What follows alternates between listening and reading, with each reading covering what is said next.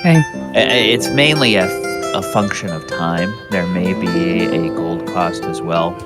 I know in some editions, it requires special inks and specially prepared parchments, which are a gold piece value, certain, per level of the spell. So, Okay. yeah. And welcome everybody to an abbreviated pre-show for the Saturday Night Greyhawk game. I am DM Galabon. I'm joined by some of the players here on the Roll20 and in the Discord. Looks like we have Heather and Casca and Bob in the Roll20, and we have Jason joining us over on the Discord. We know we won't have Ronnie tonight. He is sick, but he messaged me after the last game and said, "I'm really enjoying this. I'm having a lot of fun with it." So, and that is good. Glad that he is enjoying and fitting in. All right. Since we have most of our people here, I'm going to go ahead and turn down the background music, and I will get us into our recap. Hello? Hello. Hey, Marcel. How are you? Marcel! Try saying something again, Marcel, because when you first talked... Oh, yes, you're very, very quiet, Marcel.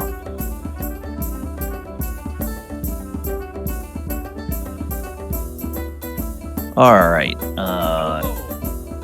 You're still very, very quiet. You sound like you're yelling from the bottom of a hole. Okay. There you go. Hey, there we are. Yeah. Better? Yes, much better. Good. This microphone has some problems sometimes. Yeah, it's weird. I got a new computer earlier this year, and there was like, the sound was okay, but it wasn't really right. And it took me maybe a month and a half to realize, I hadn't changed the settings in the hardware the right way, so that it was, when I plugged in the microphone, it was actually using the microphone I plugged in. It was still trying to use the microphone on the computer itself, which is why it didn't sound right. All right. Well, welcome everybody. I am DM Galabond, and we are here for session 41 of Saturday Night Greyhawk. Sorry. Our intrepid heroes are back in the... Okay, please mute for the hiccups. Our intrepid heroes are back in the dungeons of Elemental Earth, and they are... they have just discovered a place where they realize there are a very large number of giant rats. This is a chamber that has some, has a pit, and down in the pit there are these rats, and there's all the stink of the rat pee and the rat poop that has accumulated down there over all of this time, and they are trying to figure out what they wish to do about it. Arcturus, I was just mentioning before we got started that Ronnie is not going to be able to make it tonight. So we are going to take Aries off of the map since that character will not be involved in the battle or whatever you want There to is do. no battle. And then I'm going to put us on our exploration music. And let's see. I think we will be about ready to go. Whoops. No. I also haven't already rolled initiative. Yeah, so we did not roll initiative because we hadn't yet decided that you know, whether we were going to have a battle or what we were going to do. So, then I rolled initiative for nothing. oh, And I had such a good roll. okay. All right. So the question now is, what do you all want to do with this big pit filled with rats? You know, the pit is about 20 feet deep, probably 25 by 25 or so in length and width. So you can do whatever you wish to do. I would say detect evil. These are... Not for the rats. I'm detecting if there's something else except for the rats. Yeah, let me take a peek here. This is... Not that in a second about 20 undead stand up. Yeah.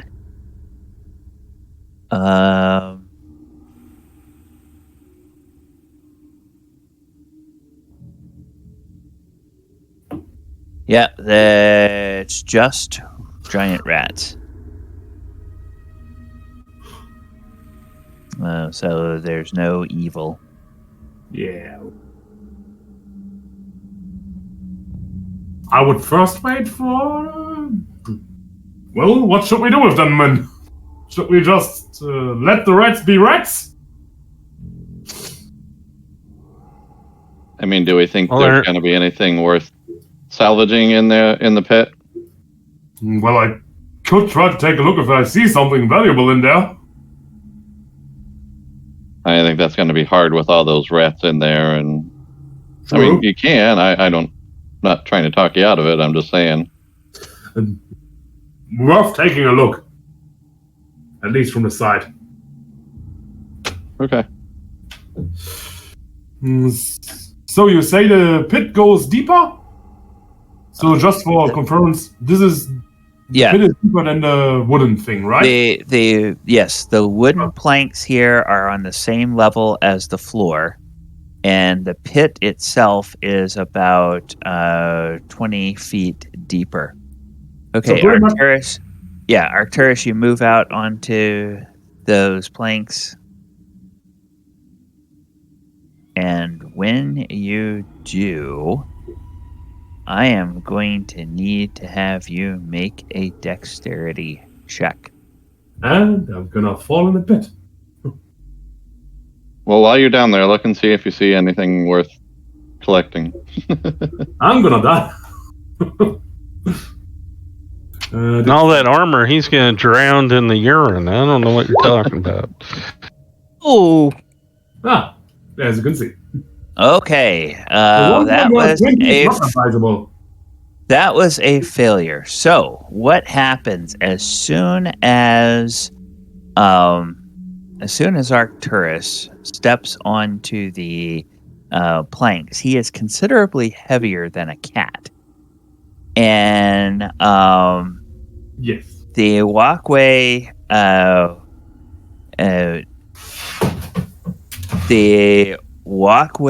and 7 feet of the wall behind it tilt sharply down towards the north. And if I see him starting to wobble, is there anything that I can do to try to pull him back?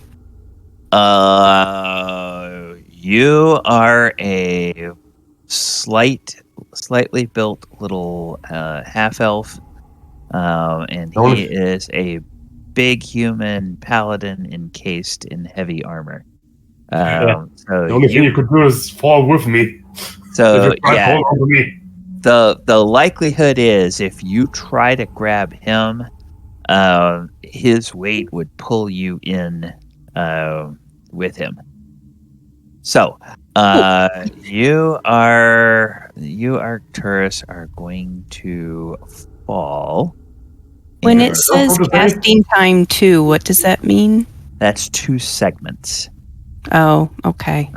So basically what it does is it's supposed to add 2 to your initiative for the round, but we're doing individual initiative, so we're kind of not paying that much attention to that. I called that this was going to happen. Okay, so let me see. Where's the index? Falling in this edition. Most editions it's... Isn't it more like sliding? Well, you slide and then you fall off the edge of the boards down into the bottom of the pit. So 87, page 87.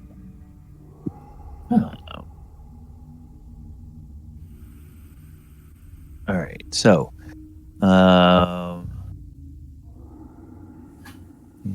falling. All right,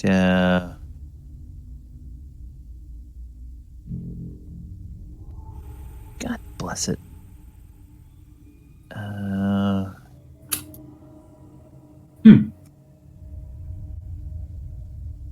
right, falling damage.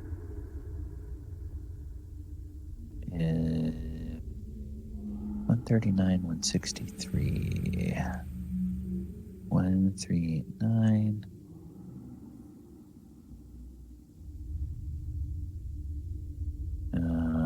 Special damage falling.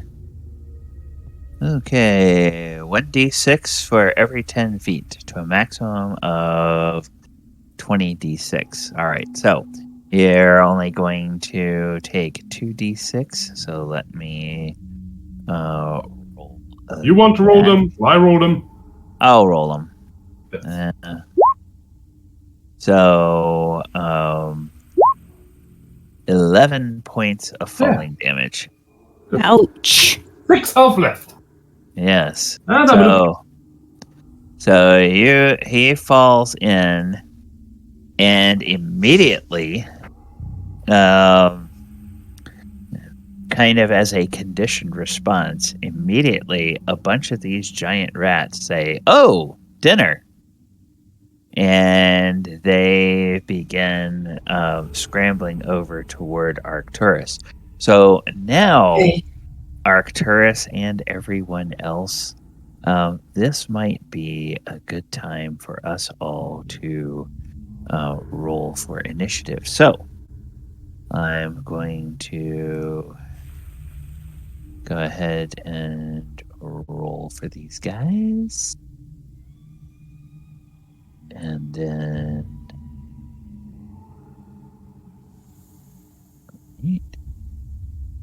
we'll roll for Brother Tuck.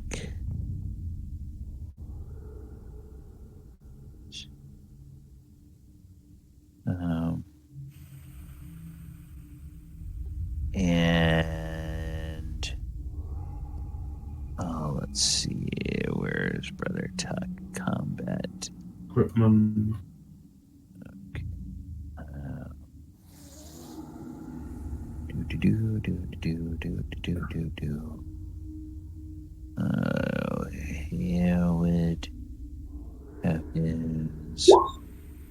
He would have this. There's that. And then... Why did it not put me on the board?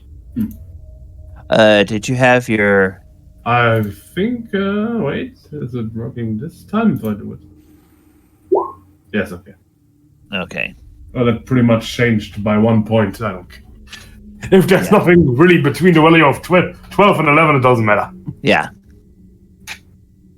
All right. So, let's see. Got 5 of us here. We got Quint, Tuck, Arcturus, Min, Talon, Quint, Arcturus, Min, Archimedes. There we go. All right. So now everybody is on board. All right. And not surprisingly, as in all editions, not surprisingly, it is the rogue that goes first. Talon, I'll bring up the battle music, and you can go ahead and get started with. Oh, whoops! Get started with this. I wasn't in there, but I'm sure I heard the splash in the. It wasn't a Screams that cries splash. disgust. It wasn't a splash so much as a crash. Because Arcturus, when you get down here, you land on piles of mostly skeletal remains and rotting flesh.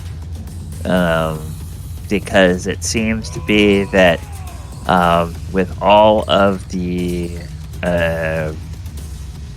creatures in this part of the dungeon, when they would get done with their food or when they would have an enemy that they were done with, they would just toss the corpse in here and basically feed that to the rats, and what would be left would be the bones.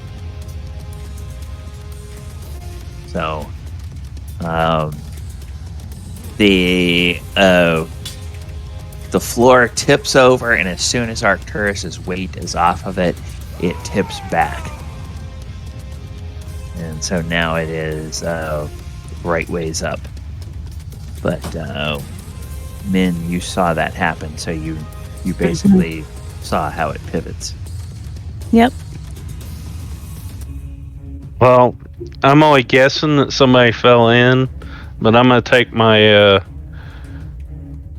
my 50 foot of rope, and I'm gonna hand one end to Quint, and I'm gonna go up there and see if somebody did fall in. If they did, I'm gonna throw them the other end of the rope. Yeah. Okay. So you can get over there, and Like right here, because I'm not going out on that thing. yeah, you get there, and Min can tell you, yep, Arcturus stepped out there and he went sliding in. You want me to roll like some kind of throw check or something? Yes. Now, Arcturus is a human, so Arcturus does not have dark vision. Min is a half-elf, so Min does have dark vision. Min can kind of see what's going on in there. If Talon does not have a light source, and if Talon does not have dark vision, then Talon can't see what's going on either. So it might Talon be carries his lantern with him. Okay, all right. So all right. There's some shadows and stuff, and you see Arcturus kind of scrabbling around. Imagine, if you will, a pit that has that has a coating of like slick, gooey remains of creatures. The fat, the feces, the urine, whatever that is there. And so you try to, it's hard to try to get up because your feet are kind of slipping on that, and you try to move around, your hands will slip a little bit. It's kind of difficult terrain. It's not going to keep him from eventually getting up, but he's just sort of looking a bit like bit like a turtle that got turned over on its shell right now. I look at. Am I allowed to say anything to Talon? Sure. I look at Talon and go, I have a spell that'll help with this. I'm asking what while I'm throwing the end of the rope to him. Levitate? So. Oh, well, yeah, that might help. But anyway, I got a 9. The hit AC of 9. Anyway. Yeah, the rope dangles down there. Arcturus with the shadows and everything. You see this rope dangle down from above. So it's within reach. I'm going to say with an AC of 9, it's close enough to you that you could reach out and grab it. Do you say anything as you toss the rope down there, Talon? I'm yelling like, hey, grab a hold of the rope, tie it around you something so we can try to help pull you up out of there. Quint's got a hold of one end of it right now. Hopefully he'll get some help. Yeah. Because you are big and heavy. Yeah, and Arcturus, you remember that Quint is the one that has the belt of giant strength, so... Yes, I know. That, yeah. Alright, so anything else, Talon? Nope, that's it. That's all I can really do. I'm not gonna mess with the rats as long as they're not messing with me. Okay, Brother Tuck comes up there and says, oh goodness me. Oh! And he looks and he wants to think of the types of things that he might have as a priest that he... It'll be okay, Daddy. I threw him a rope.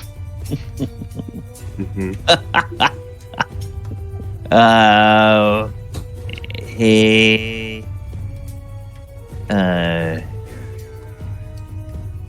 Oh, what is this? Is this...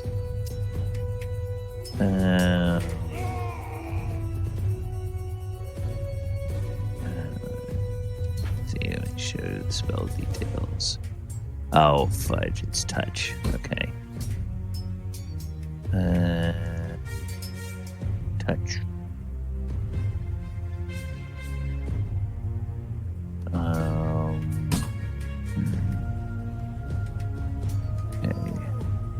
60 yards. That'll work. Okay.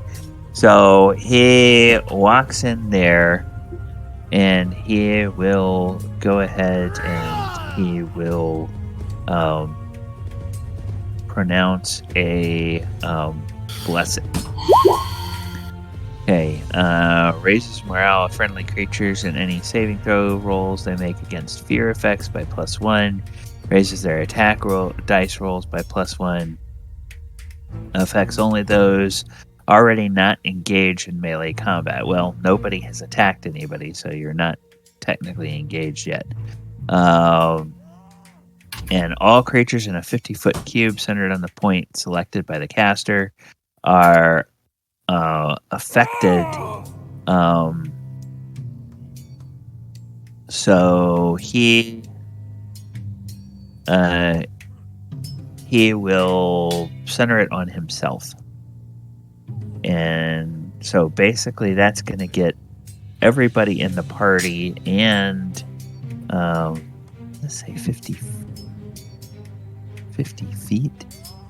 Yeah, 50 feet. So that's going to include some of your mercenaries as well. They're gonna get the benefit of the blessing. So everybody in the party gets the little angel wings for the blessing. Whoops. Here. We'll go here. God bless it.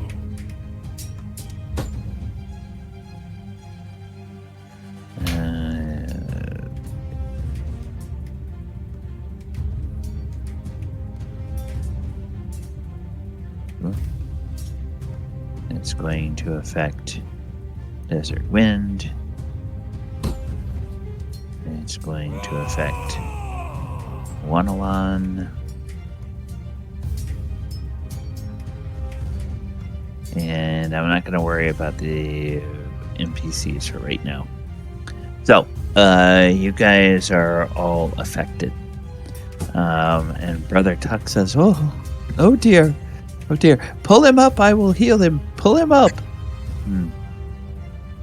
And he pulls out his holy symbol of St. Cuthbert and begins mumbling some prayers. Then it is the turn of the giant rats. And the giant rats, well, as far as they're concerned, lunch just arrived. And so they all go, and they start to move over. Oh, what? Yeah, they can. I'm going to say that there's 2 of them per square that can get in and attack Arcturus. So that's 2, 4, 6 that can attack him. Wouldn't they be able to move onto my square? Since I'm considered larger than them?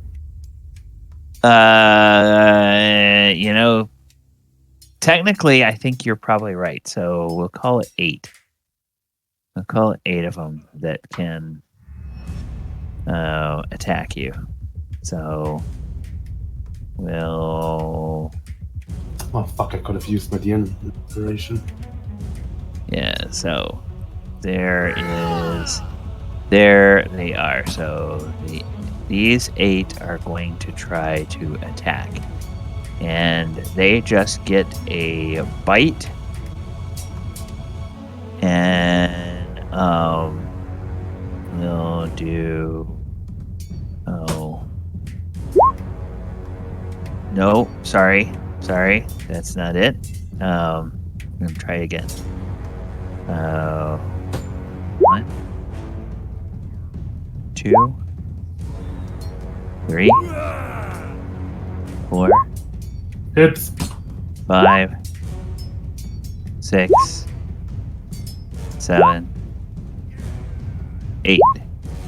So 1 hit. The armor class 0. Okay, Yep, so I don't have my shield out. Yep. Wait, And my shield is a +2, that's why I had -2. The 8 hits, the 0 hit. No, wait, the 0 hits, the 1 hits, and the 2 hits. 0, 1, and 2. So there's 3 hits. Okay. Yep. So, Always forget I had a +2 shield. yes. So, 2 points of damage from one attack, 2 points of damage from another attack, and 1 point of damage from the third attack. So, 5 points of damage from those, and then because they are giant rats, I need 3. Maybe I don't need. You're gonna need 3 what? At this level, as a paladin, at this level, let me pull up your character sheet. I'm immune to disease, yes. Okay, so then yes, you don't need to make any rolls. Doesn't matter, I'm lying. Okay, double check. I'm down.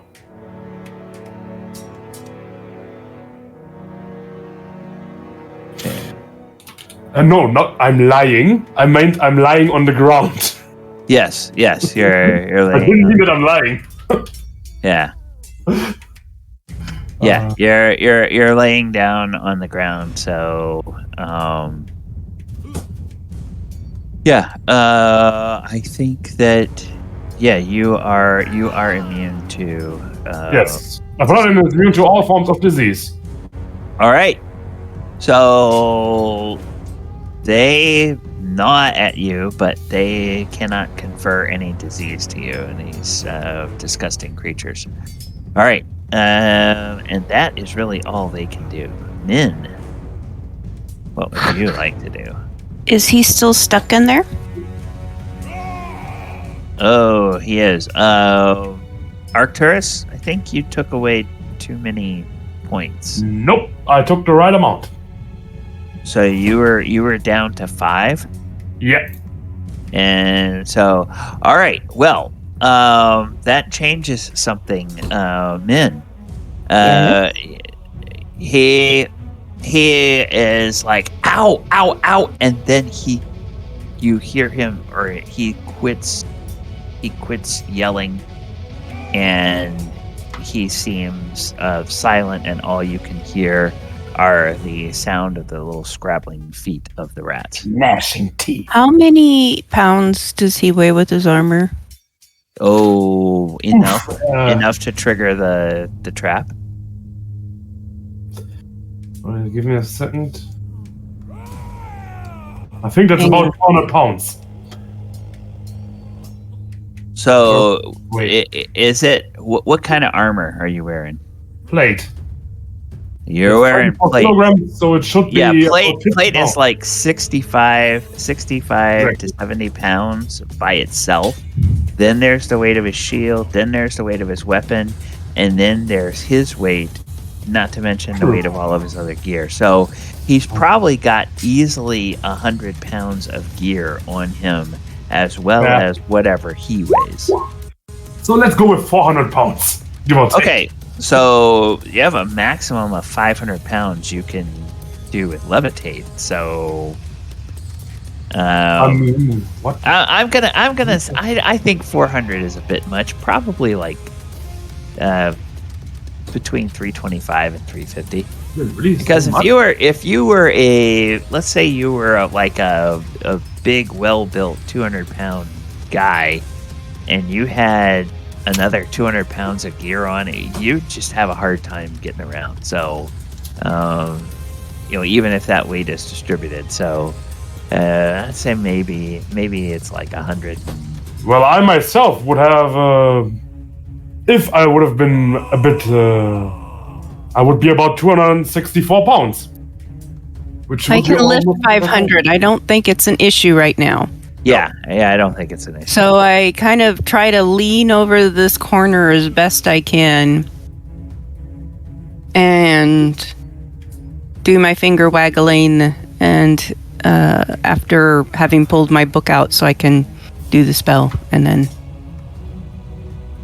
Okay, now you can't cast your spell out of the book. It has to be... Oh, sorry. I got myself mixed up with something else, so... Okay,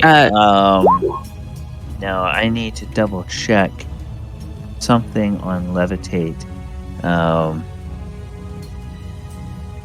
Oops. All right.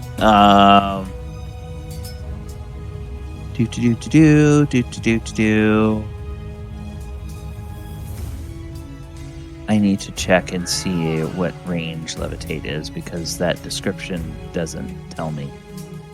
I need to know if it's a touch spell or not. Touch. Range touch.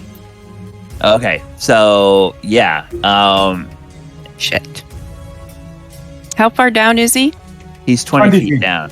Oh, Jesus. Well, so much for that, unless Talon wants to lower me down on a rope. Talon's just like, hey, I was going to have Quint pull him up, He's like giant strength, so No, let that's him do true. it. Well, he better do it quick.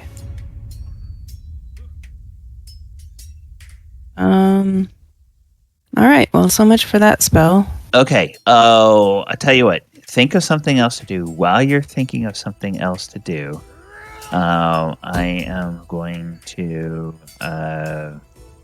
go to. Whoops. Here.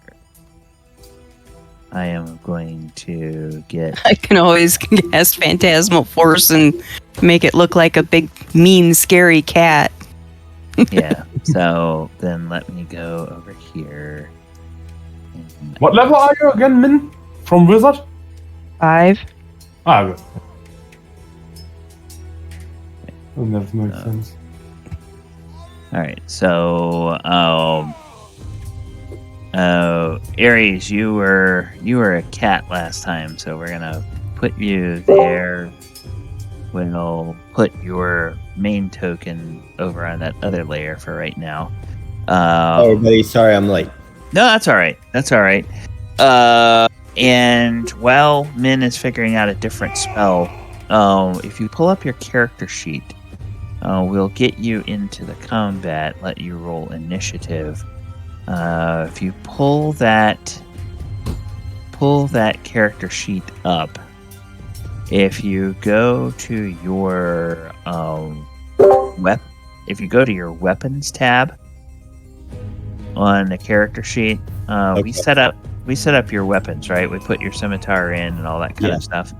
Okay. Yeah, so you can go ahead and click that button, and that will add you to the initiative. All right, 12, and then let's double check. Okay, yeah. I will turn, and I will put this on. Go ahead. I'm going to do color spray, but before I do that, I'll tell everybody to cover their eyes. Okay. They don't get blinded by it, and I will aim for all the rats that are scrambling on him. Okay.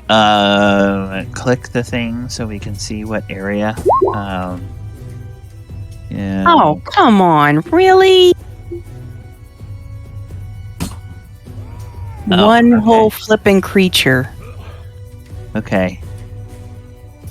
Oh, and then how far does that extend from your hands?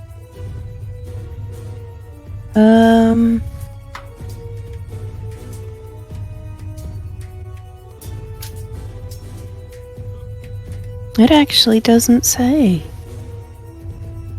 Yeah, that's kind of an annoying thing about this. Let's see.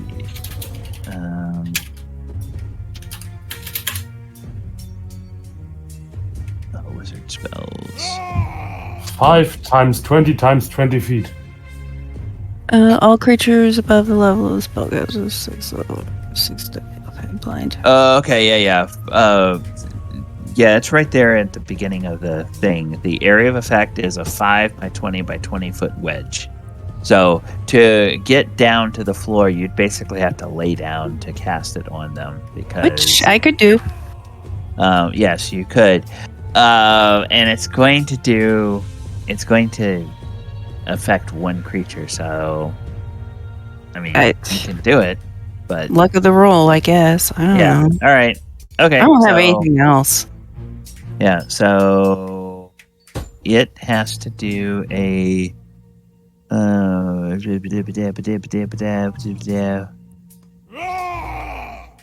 so creatures above the level of spellcaster, nope. They don't get a saving throw, so it's just blind. So let's go to this guy and we'll say that he's blind. Okay. That is Min's turn. Arcturus. Well, you're right at 0. So at this point, we're using those rules that you can go until you're -10. And if your friends can do something before the rats can bite on you again, they might be able to pull you up and get you out of there.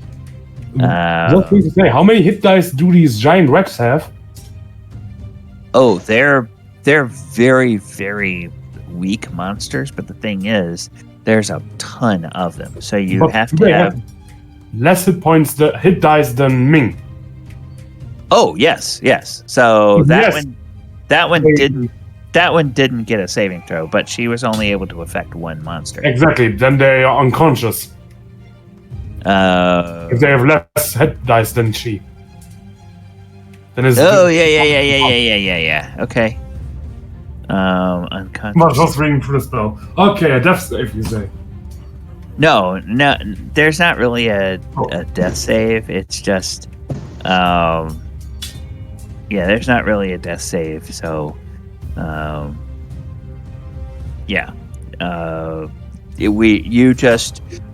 if I'm doing nothing, or You're doing nothing, basically. So, Aries. Well, go ahead. did he tie the rope around himself? No, would 'cause that be too much he's- exertion? He's I didn't get a turn. He's at 0. He's unconscious. He's at 0. Oh, Yeah. crap. He's not able to do anything. He needs other people to help him do stuff. All right, Aries, you are up. For your benefit, Ronnie. Yes. Obviously, last week when the Paladin tossed the cat out onto the ledge, the cat was able to walk out there no problem. But then the Paladin decided he was going to walk out on the ledge, and when he did, it triggered a counterweight, which basically tipped the whole deck down, and he slid off and fell into the pit. And then as soon as his weight was off, it tipped back up to level. So it's back in the same orientation it was when you ran out there as a cat, but you saw that a person, specifically a person in heavy plate armor, when they went out there, that was enough weight to tip it. So the weight required to trigger the trap is somewhere between a house cat and somebody in full plate armor. Okay. Where it is in between there, nobody knows yet. I just wanted to tell you why I did go down, because you rolled a crit. That's why I died. The 5 damage wouldn't have been enough, but I had 6 lives, so any more damage would have downed me. Yeah. That's why I simply considered it down with the crit. Oh, okay. All right. Well, I had 6 life, so it would have been one more roll and I would have been down. Anyway. are you currently looking for a way back up? Well, he's currently unconscious, so I'm he needs currently help. looking for heaven. He needs help to get back up. He can't do anything. Langen and Silverbeard, I'm coming! Yeah, he is unconscious, and there's a whole bunch of giant rats that are moving over to chew on him. This is not the hero's death I wanted. I would have rather died to the Earth Elementals. So I was doing some reading about my druid, and I don't know how often I can switch back and forth or anything. It's a lot different than 5e. Oh yeah. Definitely. I don't even think I can shape change until level 7. That might be possible. And I had no idea while building this character. So, I turned into a cat. Maybe it was the first time I ever did it, and I just shocked the heck out of You myself. do need to be level 7 for it. Up to 3 times a day. After level 7. Before that you can't. All right. Yeah. So I'm thinking, since he is wounded down there, I could shape. Now that's that I got spooked and I could jump back into my normal form. Okay. I can cast Cure Wounds to see if I can liven him back up. Okay. Let me touch. Give me 1 second. Yeah, I think that is Cure Wounds is range of touch. Cure Wounds is touch. All right, I have it myself on the cleric in another game. It is touch. Well, let me see what spell I actually got written down here.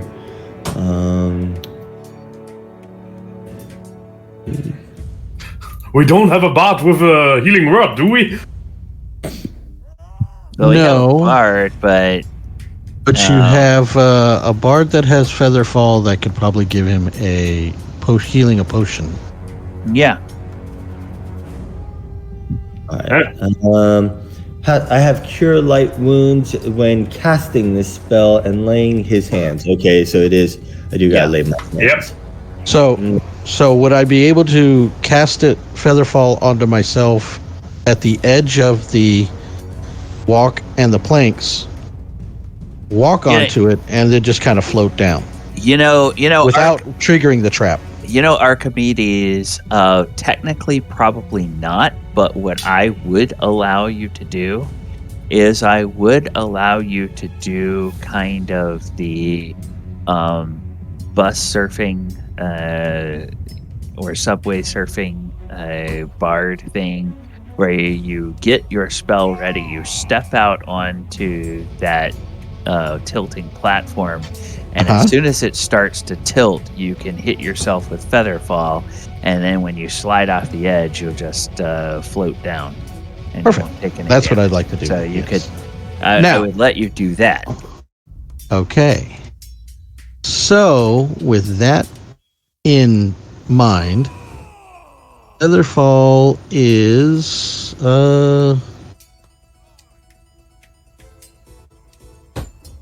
2 feet. Let's see. Okay, hang on. We're not to your turn yet. I don't think. Oh, okay. So. Well, I kind of just gave my idea of something I can do. I was talking it out with everybody, so we can move on past me to figure out how maybe I can get down there to heal them if need be. Yeah. And then. Well, that's what I was looking up. I was looking to see if I can do it to more than just me. Okay. Yeah. Keep looking at that, and when we get to your turn, we'll figure out if that's something you can do. In the meantime, we're getting to Quint. So Quint, everybody is freaking out because the Paladin has gone and fallen into the pit with all the rats. You're holding the end of the rope, but is there something you would like to do between now and the time everybody else does anything? Well, I'm not going to know that he's unconscious. I'm kind of down here around the corner, so I think what I would do would be to probably run up here to get a little closer and start pulling on the rope a little bit, and then once I realize there's nothing... There's no resistance, so... Yeah, I would probably stop and, not pull it out, and I'm probably the only one that can pull people out, so I will kind of just stand here and hold on to the rope until I see what the others do, and that way I can, if they can tie him, or if somebody else goes down and needs a quick exit, then I'm here and can yank him out. Okay. All right. And Archimedes, we are to you. Okay. Take a Let me look. paste this. Featherfall.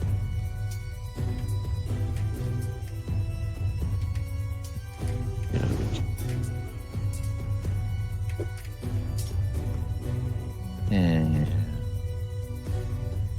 It says, I just tried to paste it on there, but it won't. Let's see.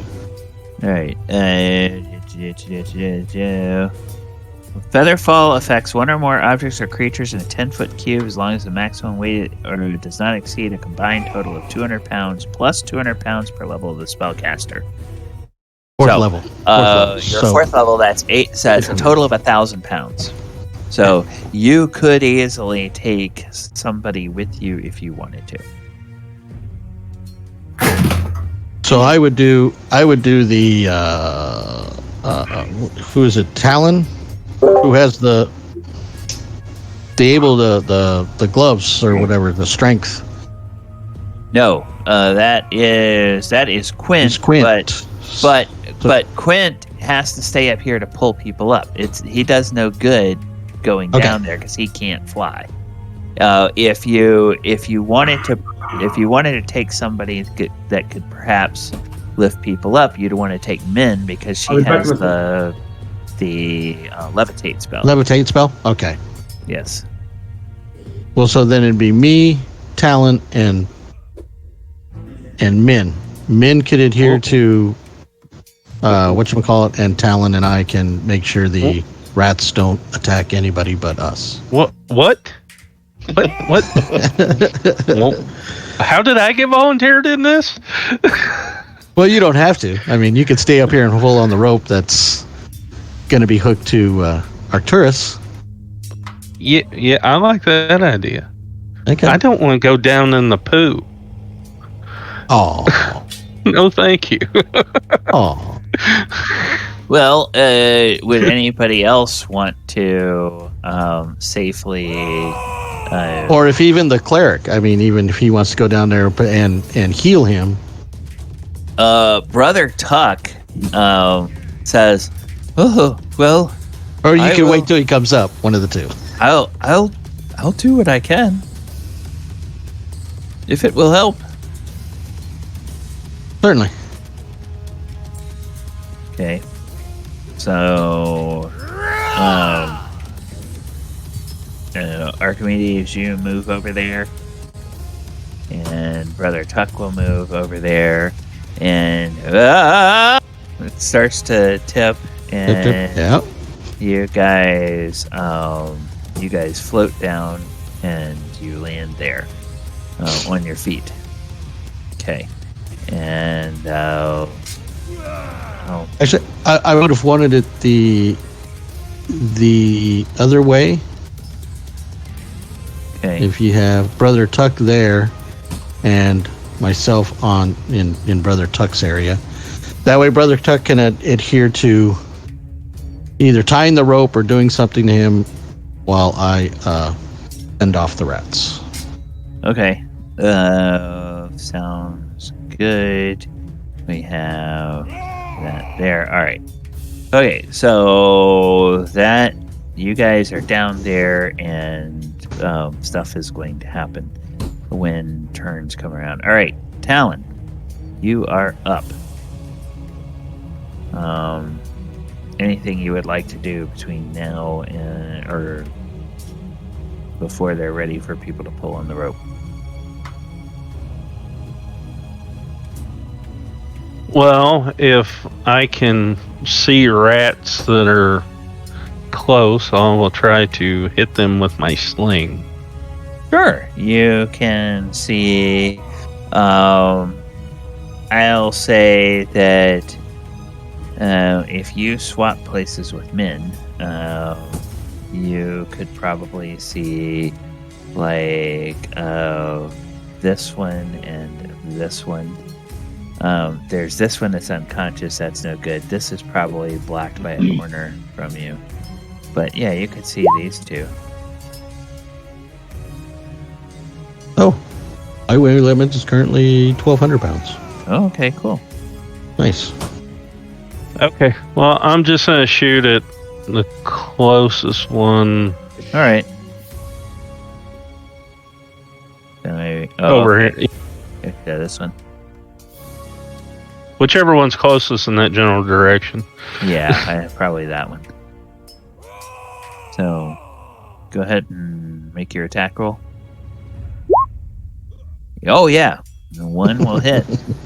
Armor class 1 will hit. So, go ahead and roll the damage.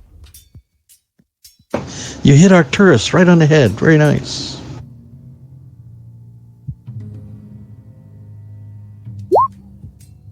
Three points of damage. Okay, well, you bloodied it. Didn't quite kill it, but you bloodied it. And as a natural animal who has been hurt, it probably goes and runs off over this. Well, hopefully some of its, since it's bloody, some of its compatriots will like jump on it. Perhaps. Perhaps. Anything else, Talon? No, I will just, wait if there's any help needed pulling them up or whatever. Otherwise, Okay. I'll just use my sling next time. All right. Brother Tuck will kneel down and he will look at Arcturus and he will say, "You silly person, you.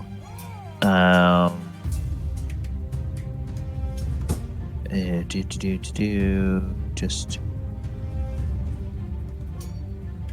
Oh, wait a second. That might be something good. Mm-hmm. Like, I knew there was a reason we brought him along.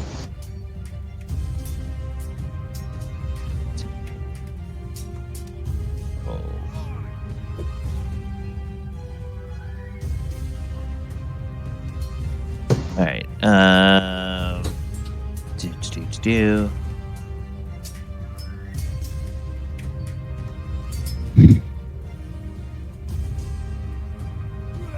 He says, quickly, let us get your let us get your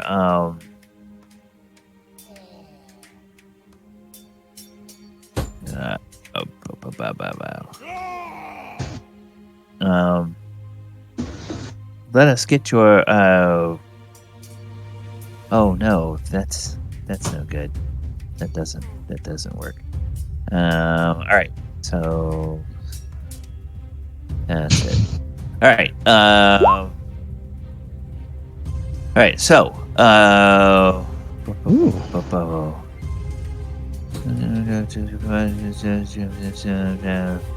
affected area imbued with the deity's majesty. Followers of the deity area radiates a holy aura. Gain +2 saving throws. Creatures intent on harming the priest or his followers suffer a -1 on saving throws versus fear, and -1 to morale when on undead creatures within the area. Use your turn. Single priest most effective. Okay. Equal to 1 round per level, so 3 rounds. All right. So that basically it's going to. The rats are going to have to make a saving throw before they can try to attack any of you. And so he casts that. He says, Archimedes, do not attack. Get the rope on. Get the rope on Arcturus. Okay. And we will get him out of here. And then you and I can get out. Hopefully before any of these monsters attack us. We have a limited time. And you feel sort of a beneficial embodied in gentle the effect. hands of a deity? Yes, fall over you. So he uses his Sanctify spell. Okay. And then the giant rats come in, and there's 3 of them that think that you look delicious. There's Shiny and delicious, yes. Yeah, With there's my chainmail on. gonna be a few of them that, or 2 of them that think that Brother Tuck looks delicious, and 2 of them think that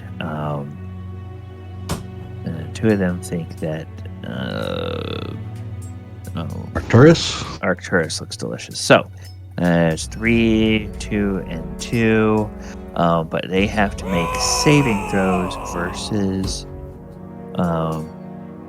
fear, or saving throws versus spells.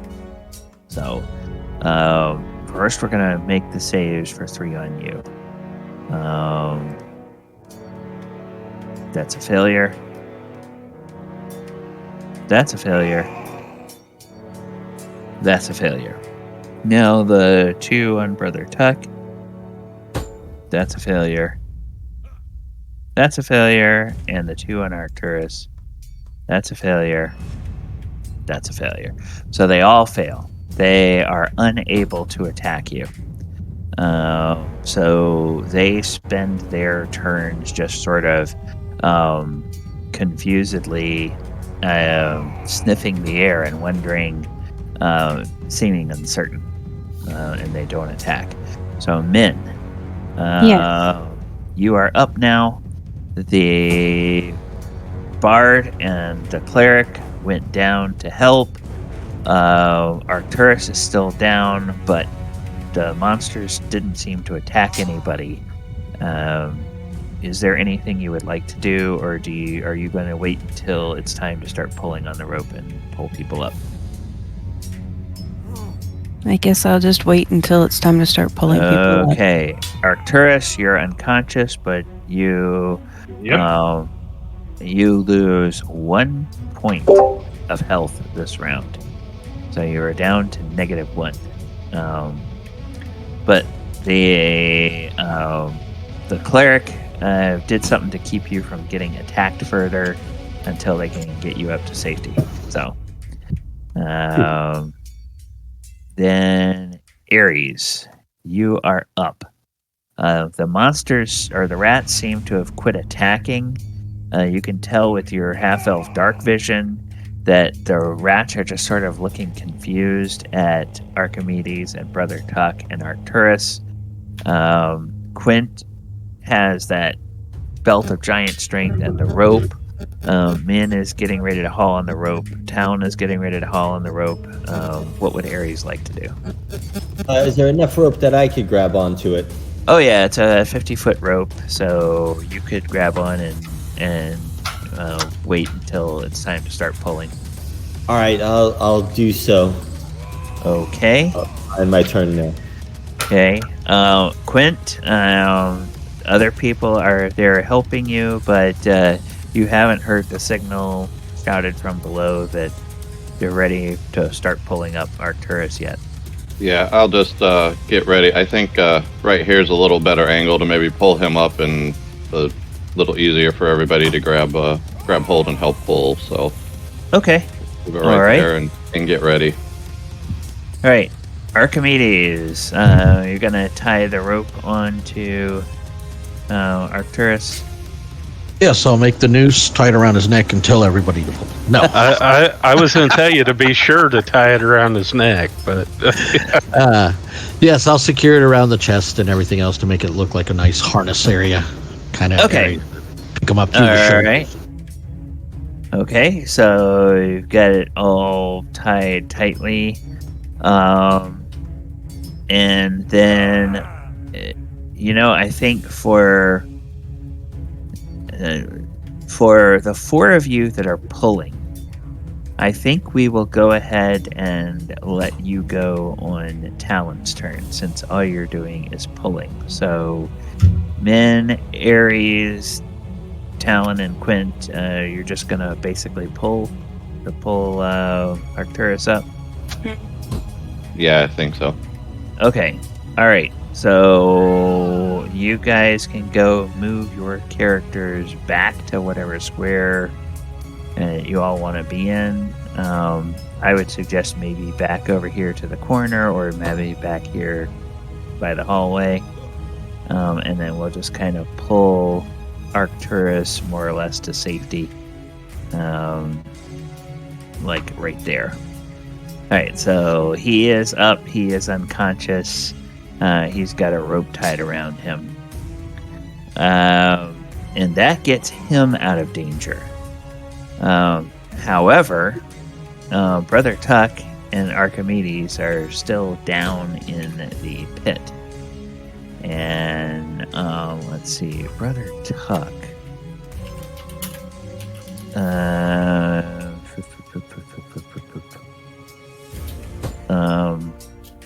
He looks at you and he says, "All right, Archimedes, I don't suppose you have a way out. We've got to wait for them to toss the rope down again." Well, Because if you do have a way out, I can help you. Can we tie the rope to something and they can start climbing it? Oh, okay. Oh, he's got rope trick, right?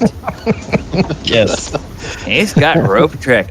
All right, so if you tell him you have that, he is going to cast a spell on you. Okay. Oh, wait a minute.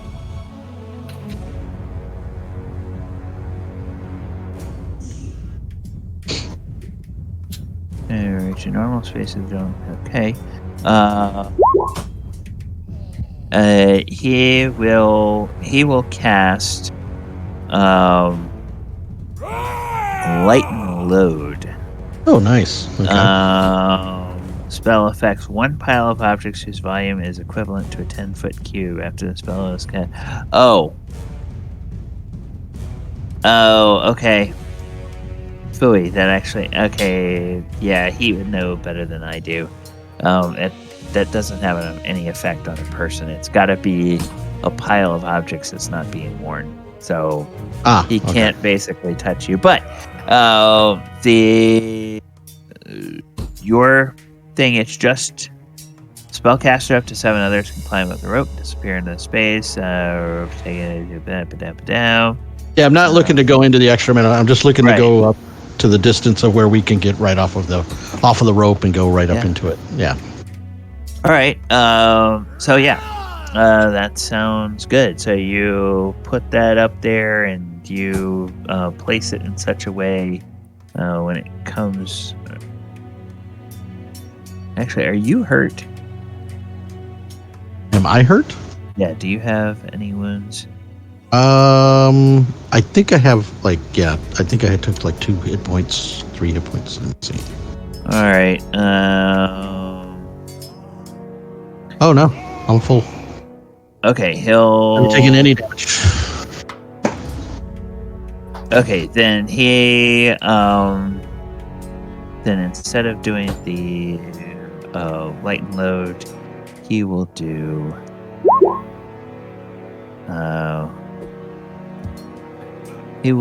aid.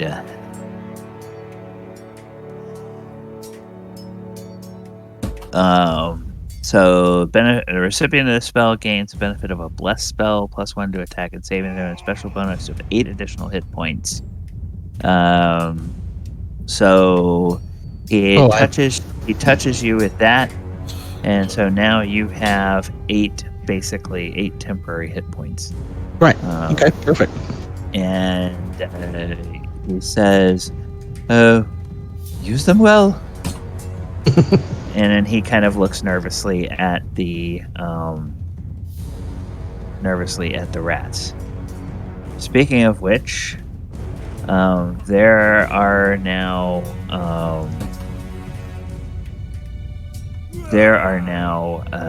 3 giant rats that would like to eat you, and 4 giant rats that would like to eat Brother Tug. Of course. So, they also have to make spell saves to show 3 on you. Mm-hmm. That's a failure. That's a failure. And one of them was able to make it, and then the 4 on him. That's a failure. That's a failure. That's a failure. That's a failure. Okay, so you got bit, and so, or it's can attack you. I'm not gonna say you got bit. Oh, okay. Does an AC 12 hit you? Oh, it just does not. I have an AC of 3. Okay, well. Yeah, so you see, it had to make a saving throw even to attack, and then when it attacked, it had to make that. It even misses. So, all right, that's that. Min, your paladin is there, unconscious, laying on the ground. Don't know if you have anything you can do for him.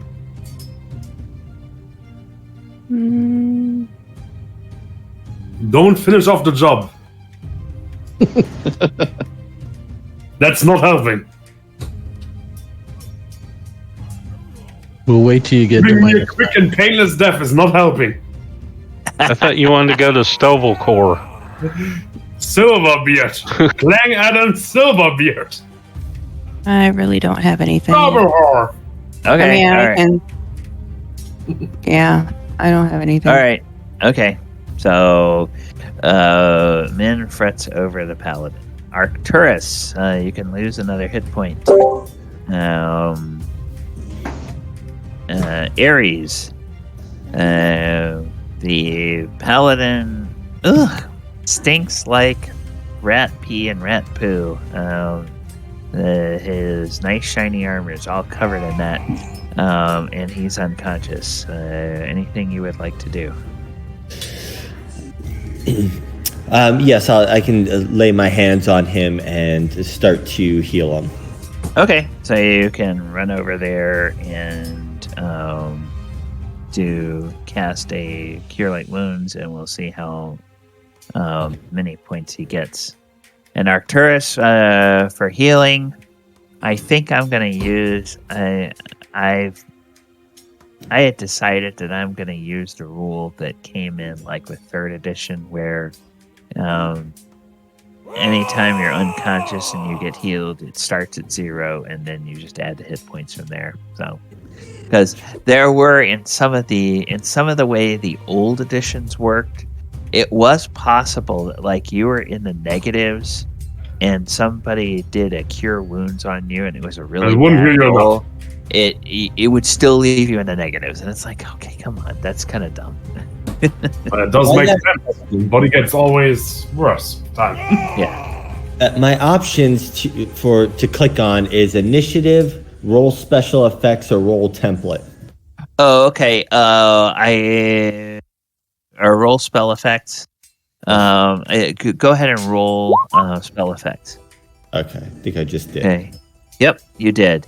So, all right, it did not automatically do that. So then you can do a /R space 1d8, and that will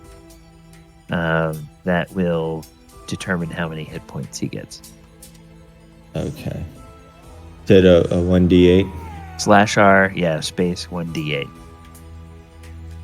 Just click that. All right. Yep, 4. All right, so you are at 4 hit points, Arcturus. And you are now... Yeah, I'm going to rub my hands off in the dirt or whatever is there so I don't have that urine all over me. Yeah. Okay. Actually,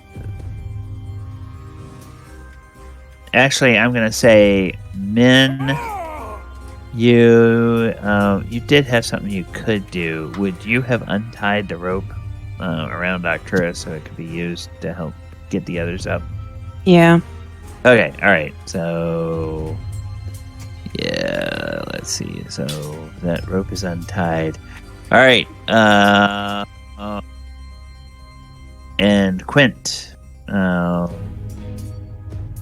want to toss a rope down to Archimedes and Brother Tuck? Yeah, I'll come back up here a little closer and take that rope that Min untied and, throw it down to Archimedes and Brother Tuck and tell them to grab hold, and I'll pull them up. Okay.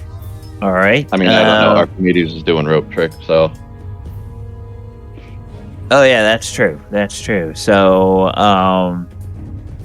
Archimedes, you get over there and you see this strange rope that's already there, and it's kind of coming up past the ledge, and it just looks like it's going up into the ceiling, into some like little hatch in the ceiling, and you're like, how did that get there?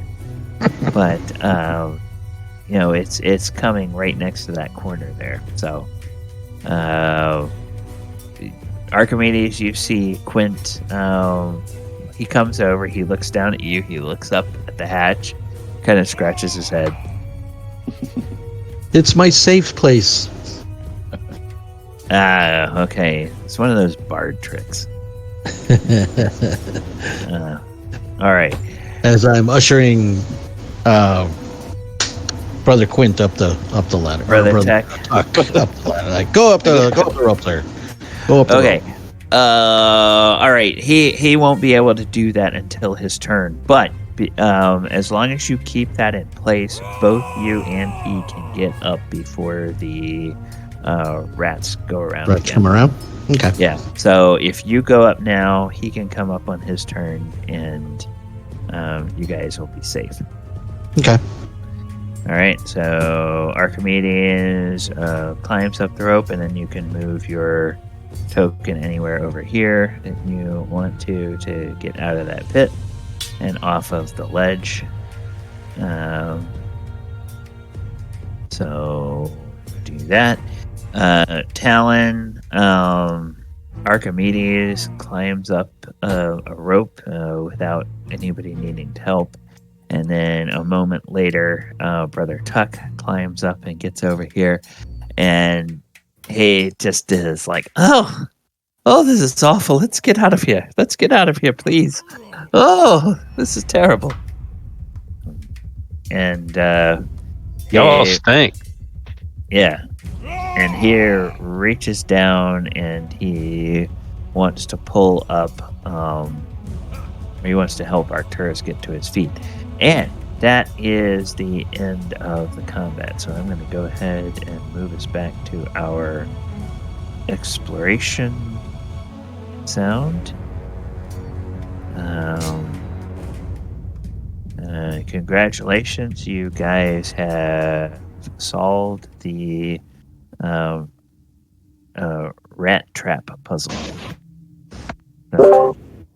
What else is down in the rat room? Is there like hay or No, it's the bones of the probably torture victims and creatures that the cultists kind of gnawed on, and then after they got done with them, they threw the remains down there.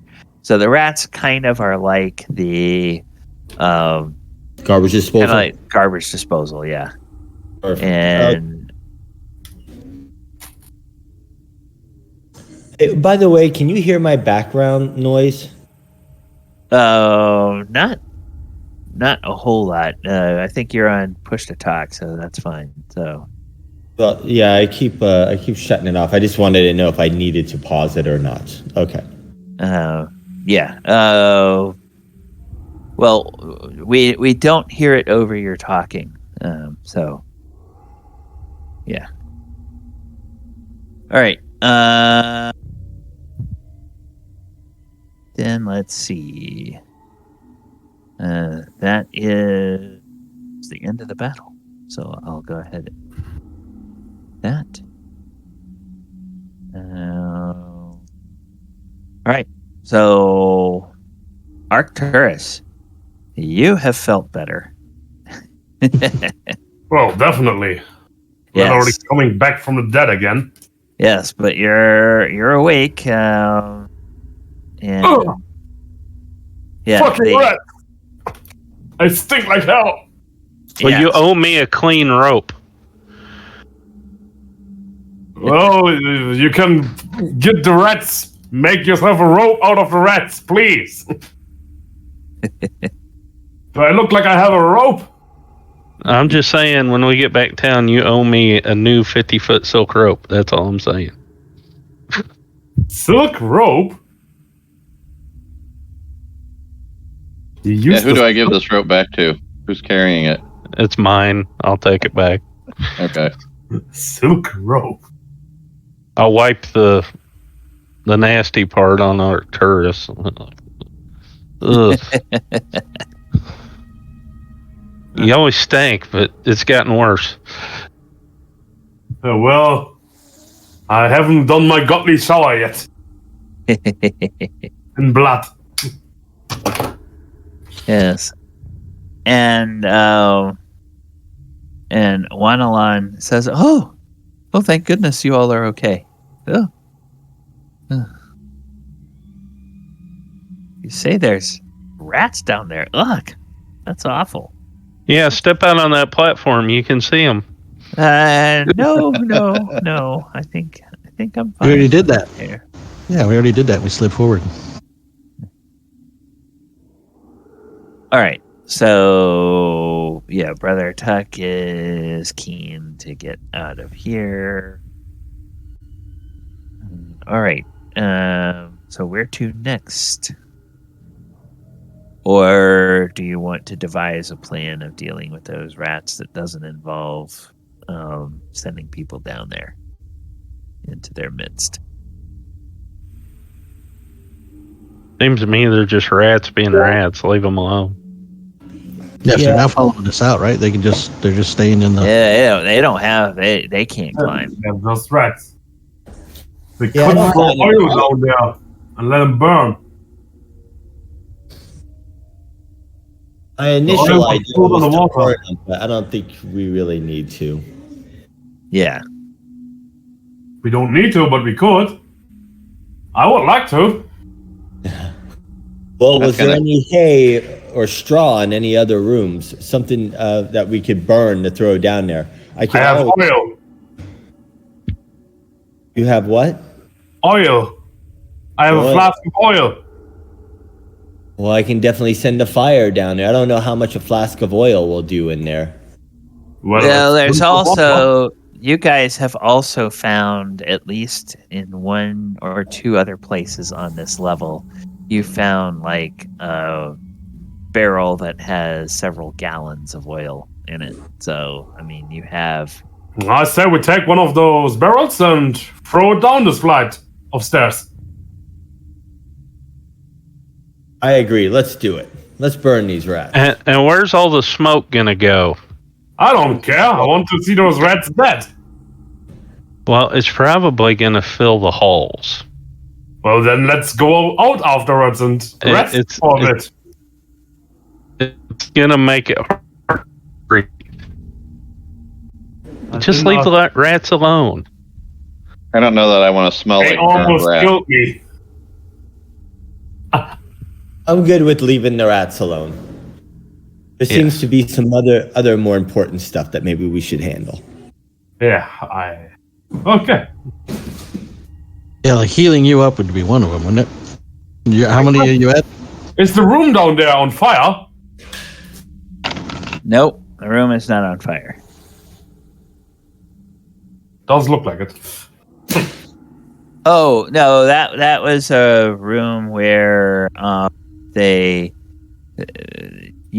I've got to get rid of that. Cause wouldn't then the smoke come? You Smoke it you guys had burned that guy for a while, but yeah, that's The smoke monster from Lost? no, not yet. Have we went this way right here?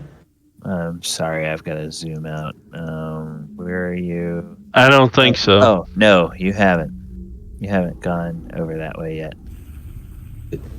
Since I came in here kind of later on in the game, I'm not sure like what areas we explored, like what ones are dead ends. If you on your Roll20, if you go to the kind of top left of the map window and you use the zoom out button, you can zoom out and you can see kind of the map of the whole floor, and you'll see the exposed areas where everybody has explored, and then you'll see dark areas where we have not yet explored.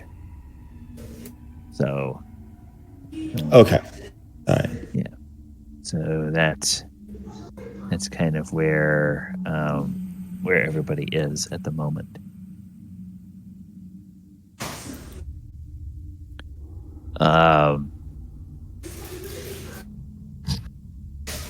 You know that this hall seemed to continue at least some. Well, actually, you don't know because you never went around and looked around the corner. And Right. You just saw that there was a Long corridor. long corridor with a corner at the end. Okay, now that you get over there, you find something interesting. You find a spot where there is a feature like you have not yet seen before in this place. And that feature is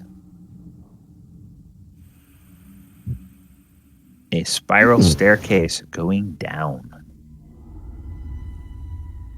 So this is a way to go down to a deeper level of the dungeon. Oh. couple of other things that I will tell you that may or may not be apparent because of the way that the map reveal works. There is a door that you have not been to that is over here. There is a set of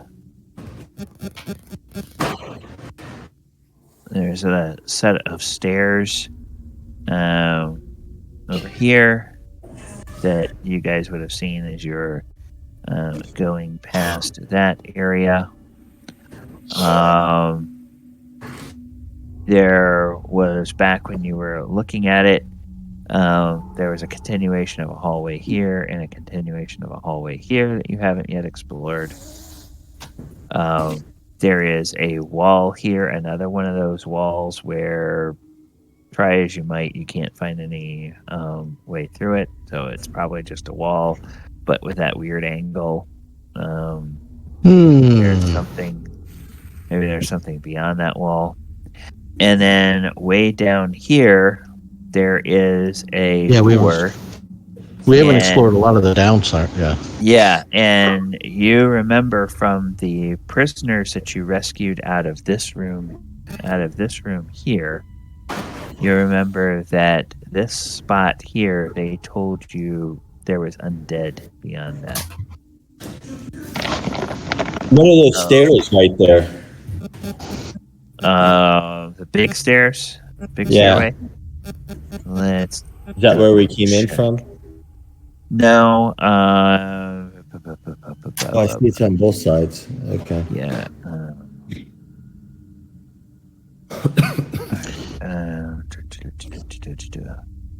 Did those go up or did they go down? That's what I'm trying to double check. Because I think the broad steps lead down, and at the base of those stairs, there is another pair of, that you've seen several times now, another pair of those big, heavily chained bronze doors. Yeah. Okay. Yeah, that probably were sealed up by the people. Magically sealed up, I believe. Yeah. That we attacked the temple earlier. And then you haven't technically seen this yet, but you guys have been on both sides of it, so I see no reason not to confirm what you probably suspect already, but that this here is just a second entrance, a mirrored entrance to this temple area that you saw before. So that is that. So you have several places you can go. You can say adios to this level and head down. You can head back up to rest, or you can go to some of the hallways you haven't, or some of the doors you haven't looked in yet, and see what lays beyond there. What would you like to do? Archimedes would like to clear the floor. So you'd like to go down south, clear out that area. Okay. I think that sounds like a great idea. Okay. That sounds good to me. Now, have you already tried figuring out what those big bronze doors were, or you just saw them?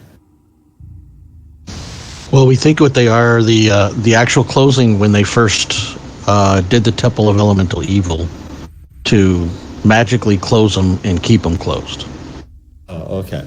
Yeah, they heard stories from some of their allies that Aries hasn't met yet, allies back in Hamlet, about the group that first came here and tried to destroy the temple. There was some evil that those people were not able to destroy, and so instead of gathering enough forces to come back and completely destroy it, they put these big, heavy bronze doors and put runes and wards and everything on them and chained them shut. And that is supposed to keep anything from coming in or coming out. And when they got really close to them on the surface at the doorway of the surface temple, they felt an effect that was like not making them, or was making them a little bit leery about going too close. So those magical wards kind of repel people unless they make a saving throw, basically. So presumably it has the same effect, perhaps a magnified effect on evil creatures.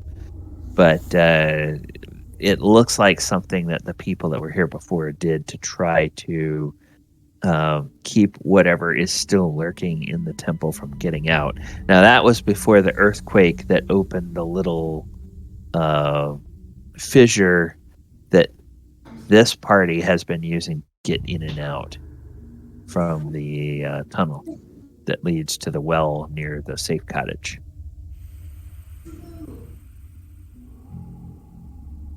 All right. I know we have at least one person who's fairly bad off in terms of being injured.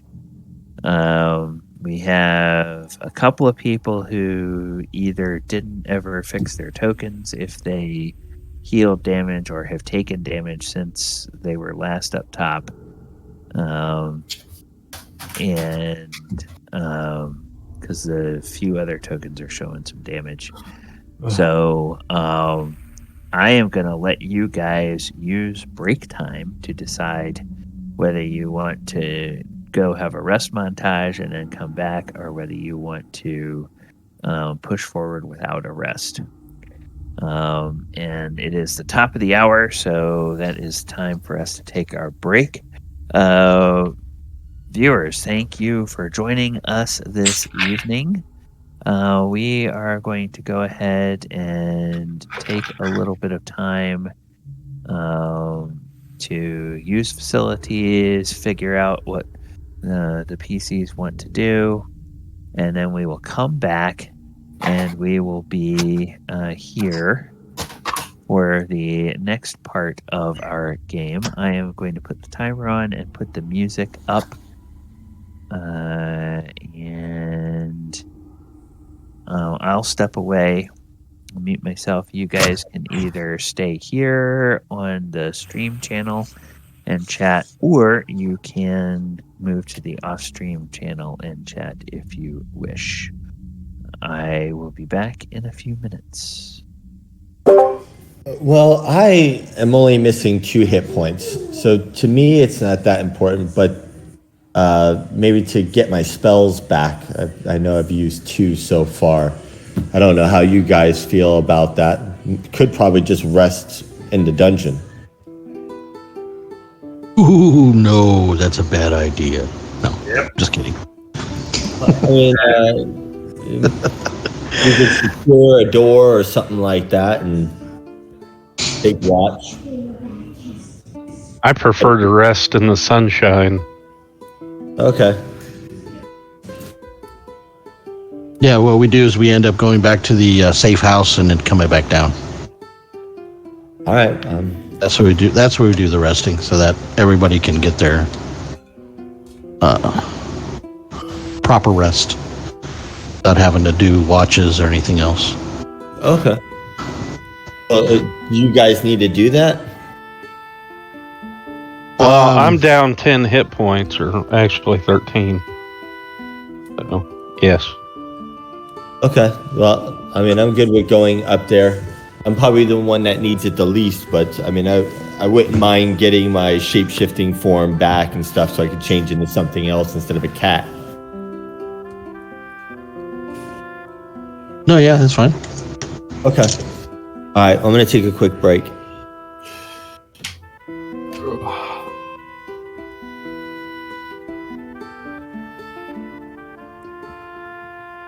It's a good thing Arcturus didn't die. Yeah, it's a good thing. Well, I mean, you know, he's daddy number 2, so yeah. I'm gonna kill you. I'm gonna not kill you. Suffocate you with your pillow. Just as a daddy should. Suffocate you in your sleep. Snuggle.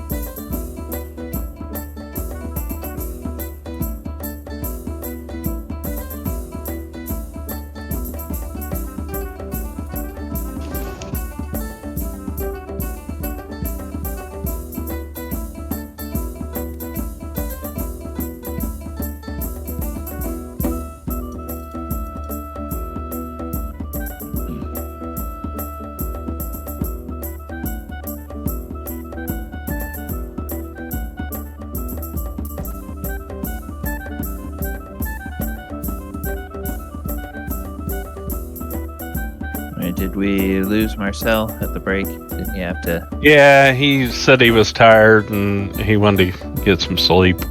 Okay. Understandable, since he joins us from across the ocean in the middle of the wee hours.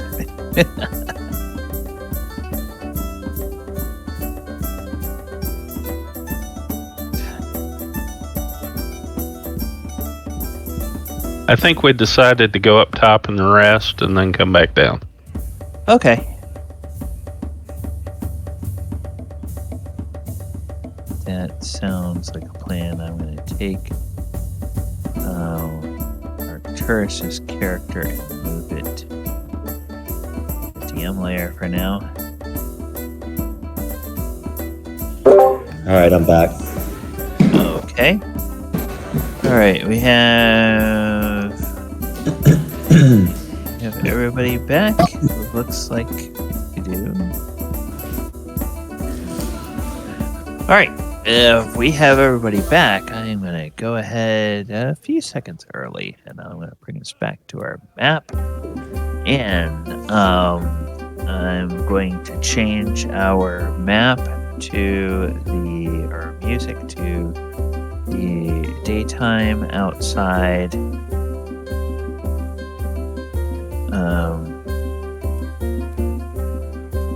And actually, no, I'm not going to do that. I'm going to we'll just say you went up top. We know we have the healing of Brother Tuck. We have the healing of the Druid. We have those of you who can self-heal, do that. Arcturus can help out. So pretty much it takes the rest of the day to get yourselves healed back up, and then you spend the night up there, and then everybody comes back down. And so to represent this, I'm going to grab all of the tokens. What do you guys want to do with Wonillon, with the gnome? Do you want him to stay up with some of the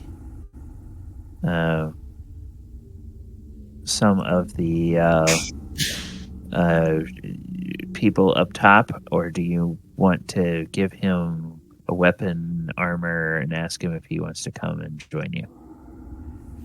I think we should give him his stuff and send him on his way. Okay. Now, you guys realized last session, you realized that there was a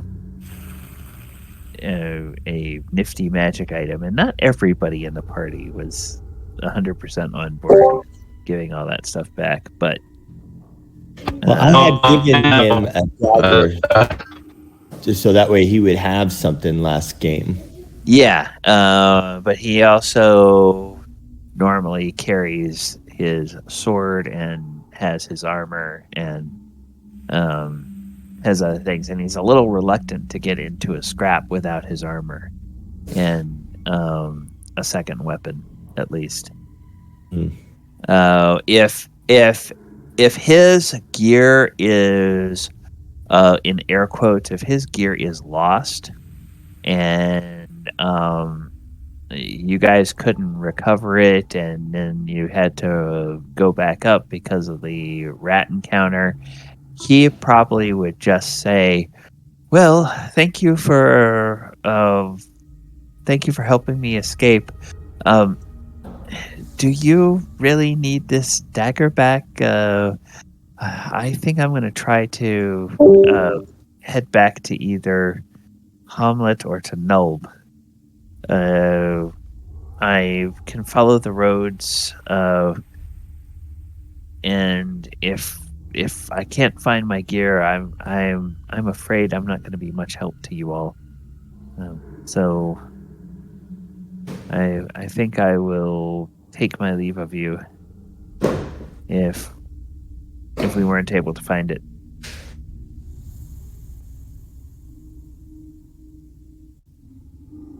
No, I do not need the dagger back. Oh, well, thank you. Thank you. And good luck to all of you. As for me, this place seems cursed. I'll be happy to see the back of it. If you're ever in Greyhawk, if I make it back there, come and look for me. I would love to hear your stories about what you found. And I hope that you don't find anything more dangerous than those rats. That seemed dangerous enough. He says, looking at the Paladin, who's just clinging to life now after that harrowing experience.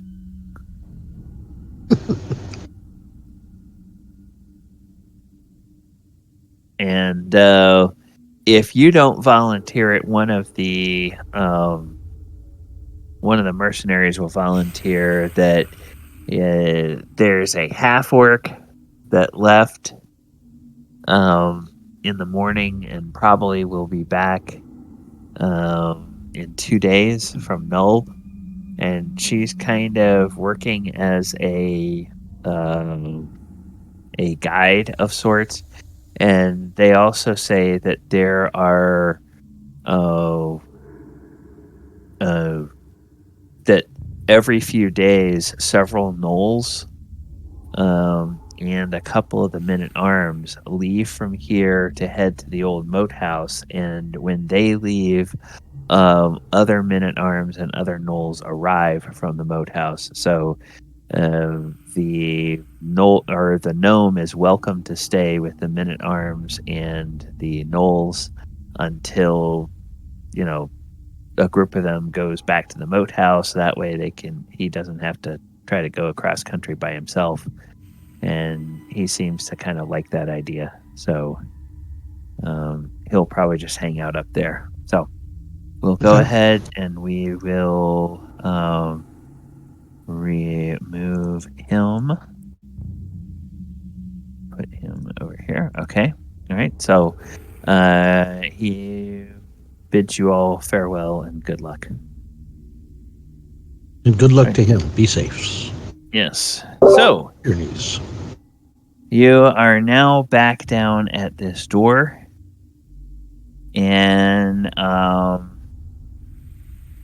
it is closed. I'm gonna knock on the door. I just wanted to clarify something. I'm not sure. I know that I went back to the room to grab stuff when I went back around to fight the skeletons, whatever they were, through the slot. Right. It was just my flame. Yeah. Did somebody already take the dagger, or was it still in there when I went back to grab stuff? No, it was still. I think it still would have been there because at the time they found it, it was plain. They didn't use any spells, and I think it was Archimedes tried to use his bard abilities to check to see if he could tell anything about it, and he didn't roll high enough, so he couldn't tell that it was anything other than a normal dagger. So they didn't think a whole lot about it at the time, and it wasn't until you guys talked to the gnome, and he mentioned that it does have special. Yeah, Right. that was the first time they knew anything about that. So my question is it all right if I take it, since I went back to the room to grab the stuff? Yeah. Okay. I wasn't sure if anybody else had an interest. I really did. So, but I wasn't sure, like how you guys split up treasures. Yeah. Well, right now we just all we know is that it's a special dagger. That's it. Okay. We don't know what it does. It sounds like the armor is too, but I don't know who can fit into that. It's gnome-sized armor. So there's nobody. Well, with the exception of Talon. Talon is the only person that probably Sizable has for the that. stature for that. All right, is it okay if I drop that stuff off in the safe house instead of carrying it around? Sure. Okay. All right. And then maybe you guys could sell it or find out more information about it later. Yeah, you could also go through our equipment to see if you needed, like, whatever. You have your scimitar. I don't know what else you need to armament yourself with, but through our treasures, we have. Oh, well, cool. Thank you. You'll have to show me later how to get to that after the game, I guess. Okay. All right, so I will equip myself with the dagger then. Okay. So you grab that dagger and just add a dagger. You can call it. Call it. What the hell was his name again? Wonillon or Wonillon? Wonillon. Call it Wonillon. Wonillon's dagger. Okay. So, So we have reference to it. yeah. So that way, if you get it out and you use it, and we haven't figured out exactly what the properties are of it yet, you can let me know. Oh, okay, you're using that one, and then I can tell you what you notice about it. Okay. All right. So that is that. You're standing at the door. What do you want to do? I said I knocked on it. I'm gonna knock on the door. You knock on the door. There is no response. Okay. Where the hell did we lost? Oh, yeah. Get over here with everybody else. So get all of the PCs in the same place. Okay, there. I would say, take 2 mercenaries and 2 gnolls?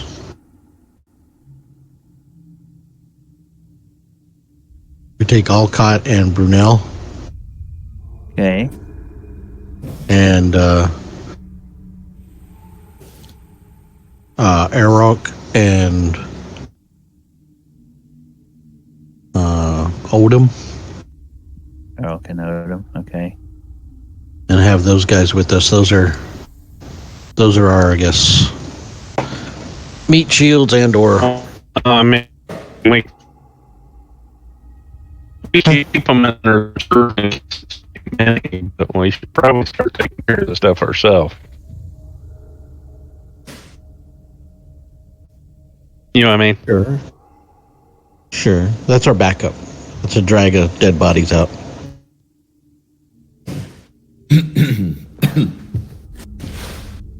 So is the door locked? The door is double check.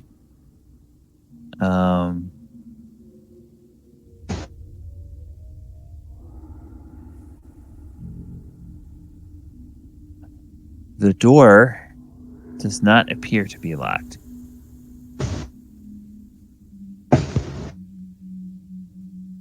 Well, I will try to open it. Okay. You open a door and you see evidence that you are in a place that until fairly recently was being used as probably a guard's bunk area. So let me read what it says. The light in this 30-foot square room comes from 4 torches. Actually, there's no light, but there are 4 burned out torches, one on each wall, and several large candles standing on a long trestle table. Those are all burned down, and piles of wax in the candlesticks. Also on the tables, which are flanked by benches, are food, drink, and knuckle bones, which are dice. The dishes and vestments are ordinary pottery. Narrow 3-tiered bunks line the north, east, and west walls. The unadorned walls and weapons racks indicate this room was originally allocated as a place for guards. The racks have there are several weapons and shields on there, and there's a fountain in the south wall, flows into a wall basin under which are 4 large knobs. 4 knobs.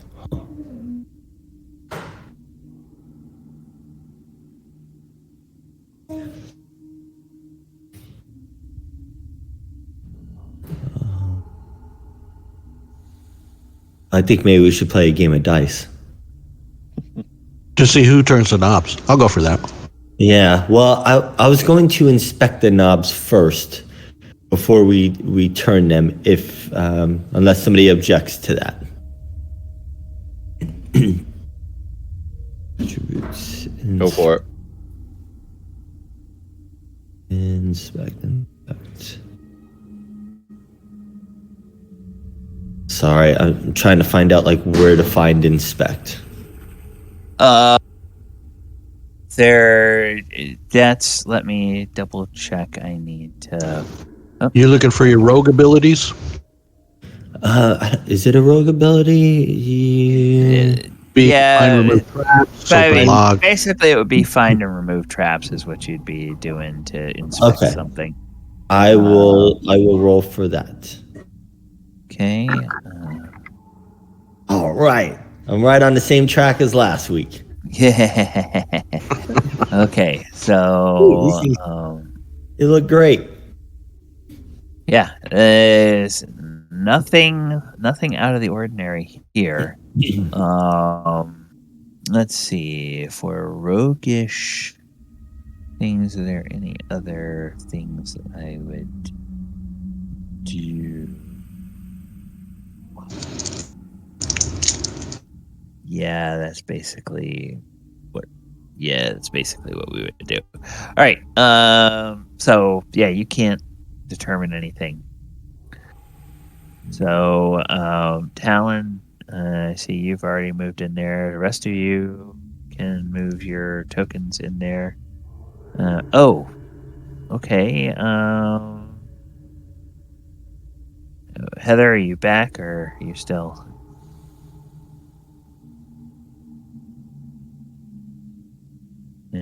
Okay, she's not on. I don't see her on. She's not on Roll20. Okay, all right. Okay, thanks for. Not on Discord either.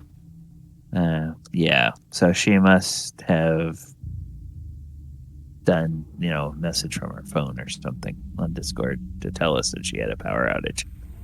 All right, well, that's no fun. All right, so Brother Tuck comes on in here, and your 4 NPCs will come in here as well. All right, so Aries looked at that basin. Talon, you want to do anything over there? I'm just going to turn all 4 knobs. Okay. Left to right, right to left.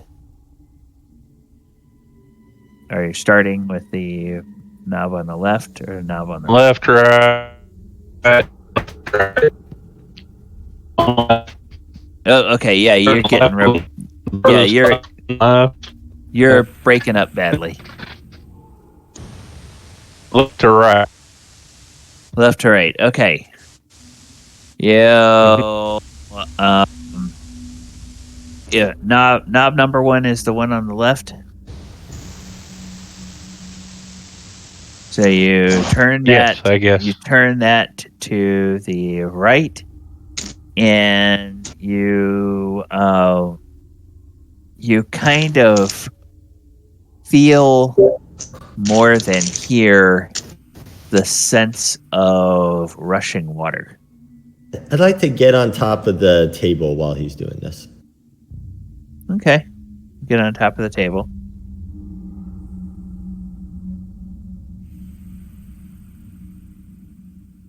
But you hear rushing water, and you don't hear, but you feel through the knob that water is moving, but you don't see where it's going or where it's coming from or what it's doing. But you feel like Strange. it's putting water somewhere. So knob number 2. Sure. Okay, knob number 2 will not turn to the right. Will it turn to the left? It will turn to the left. You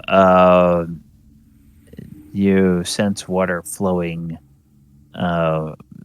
through that one as well when you turn it. Okay. Knob number 3. It turned to the right, and water flows through that. But again, not sure where it's coming from, where it's going. Look around the room. There's no change in the room. There's no change in the basin. And knob number 4 will not turn to the right, but it turns to the left, and the same thing.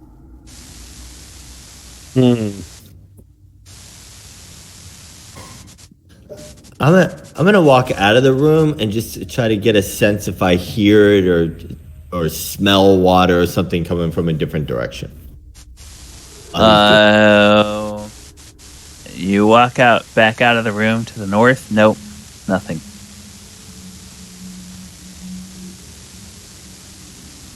And yeah, Ron, if you have like a fan or an air conditioner or something on, we can hear it pretty loud in the background.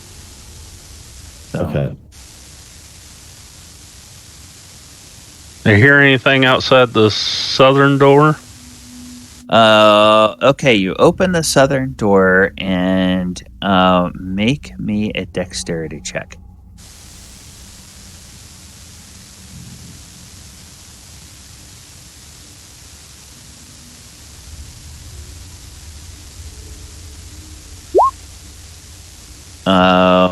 Yes, you make a dexterity check. You go to step and you see the cover of a pit trap right outside the door before you step on it.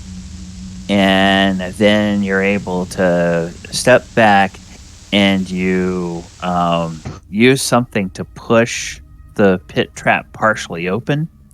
And you see a pit that, well, you don't know how deep it is, but about 5 feet down, you see that it has water about filling it up to within about 5 feet of the top, and the sides of this pit are extremely smooth.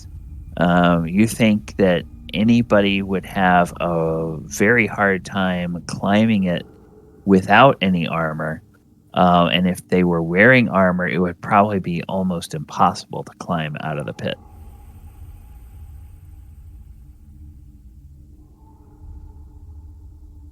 And the water, you get a sense that the water, it doesn't seem to be rising or falling, but you get a sense that there's almost like a little current to the water. Oh, nice. Anybody want to go fishing?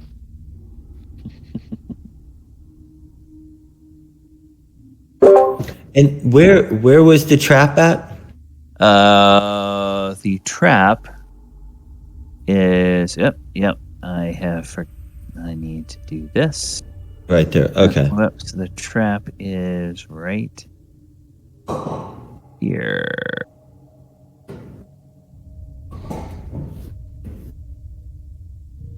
Talon, you can see that there's probably about a foot wide ledge around that trap, all the way around. That if you are careful, a person who is human sized or smaller can easily sneak around the edge of that if they know it's there. So this is clearly something that was made to keep unwary people from being able to sneak up on the guards.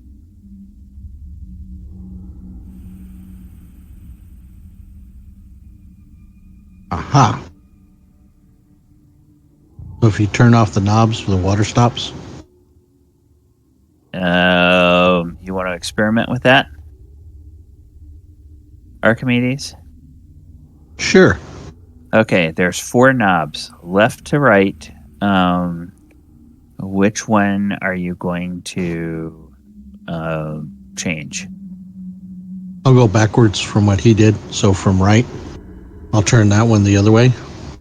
Okay, so you're going to go to the one on the farthest right. You turn that one.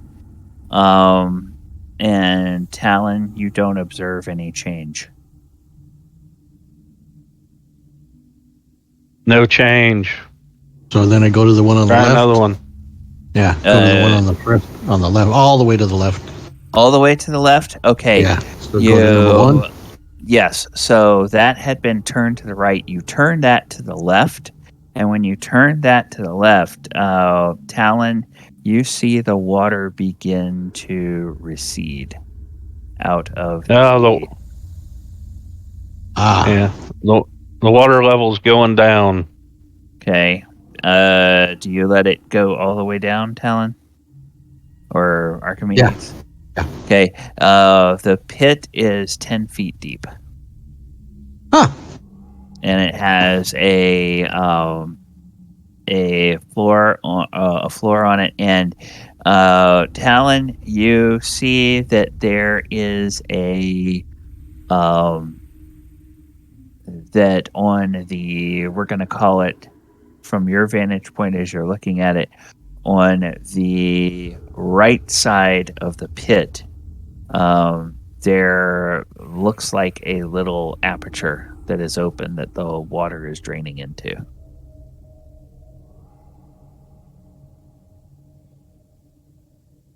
Aha.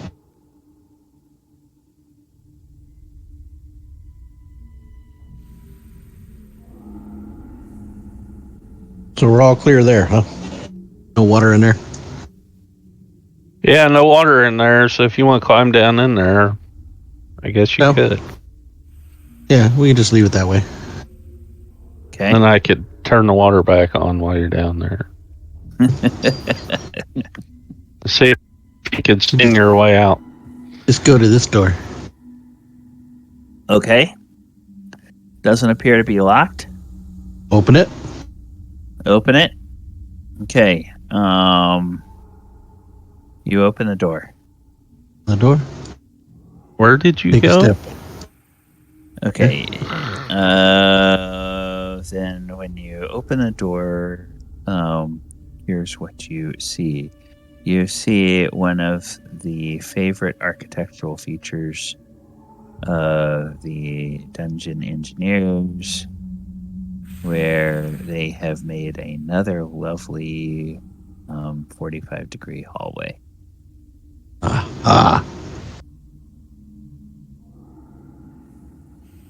Okay, Talon, Talon, you need to make me a dex check.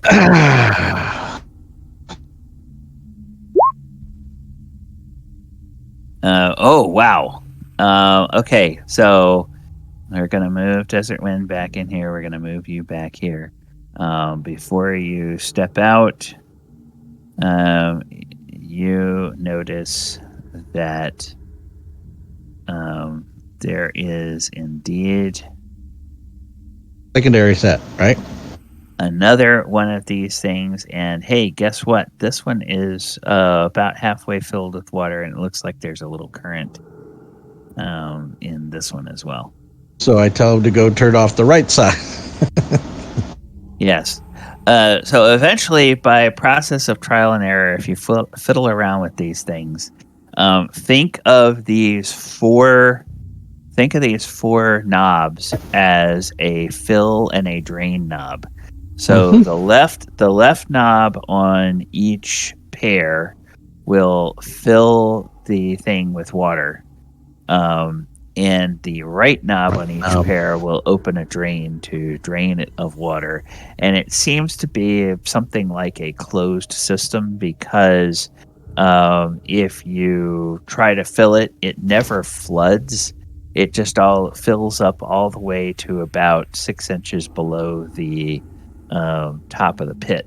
So enough depth to drown a human person or someone taller than a human, Right. and then with those slick-sided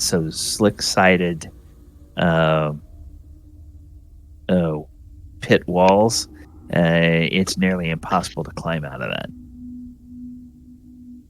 Aha.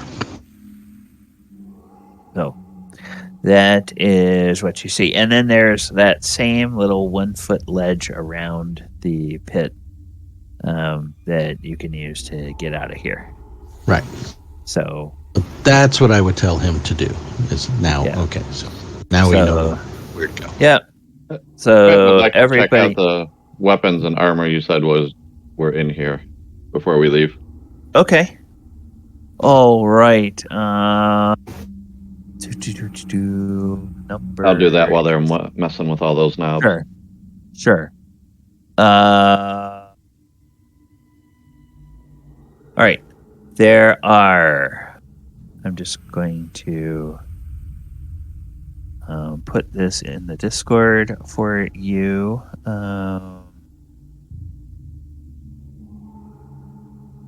There are several spears. A few javelins. Sure, men could use those. Nice. All right. A couple of short swords, a hand axe, and several shields. All of them seem perfectly serviceable and mundane, but Okay. and that annotation Thank you. is for me. Okay. When I go to fill out the loot and treasure and everything. Perfect. Which, by the way, that was updated, so if you didn't check it today, it's got everything in there from last time. So, I'd like to use the hand axe if that's possible.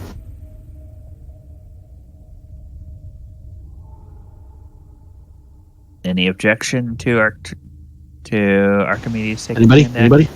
Hand axe? Yep, I can't use any of that stuff. No, go ahead. Okay. Yeah, because I have a weapons proficiency open that I could probably put that under. Okay. And then I see Talon is patiently waiting for.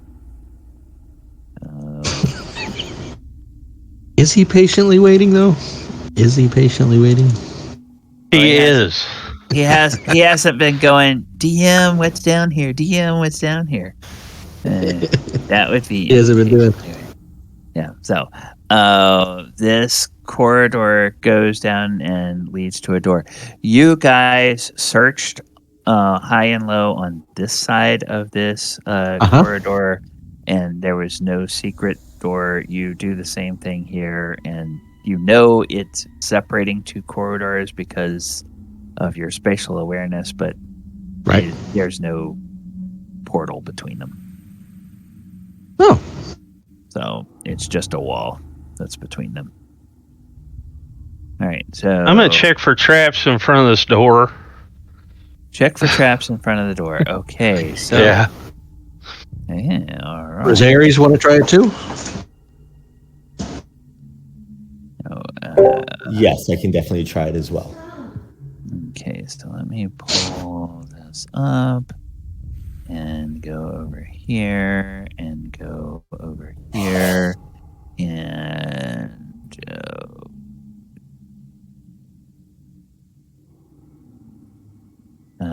okay, perfectly safe. There doesn't appear to be any traps. Yes. Okay. Oh, that's an open locks. Do you have the find remove traps? B. Yeah, wrong one. Find remove traps. Third one down. Yeah, I'm trying to click it. It's not letting me yet. I'm having an issue. Yeah, roll 20 sometimes is a bit. Yeah, I'm not able to click it. See if I Okay. click it with leather. No. All right, let me take a quick peek at this, and we will. I might be able to pull it on here from this thing. All right, so Trying to reload my character sheet, see if that helps. oh, you know what it is? When you click it, there's a little pop-up that comes up, and you have to do that. So, Yeah, all I right, had to close out of my character sheet and reopen it, and then it worked. yeah, okay. Well, that is perfectly safe. Doesn't appear to be any traps here. Looks great.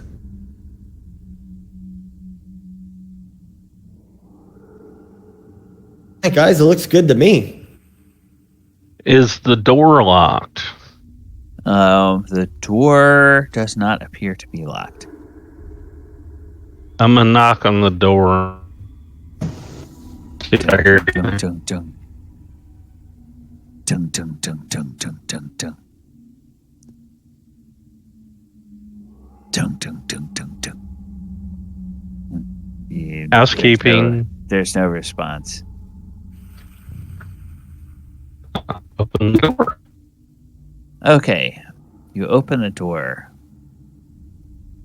and all right. What do Johnny? What do they find? They find. I'm gonna give you a selection of hallway. Basically, for what you see this portion of the hallway here, and you would probably you wouldn't see this far, but you know that it goes that way.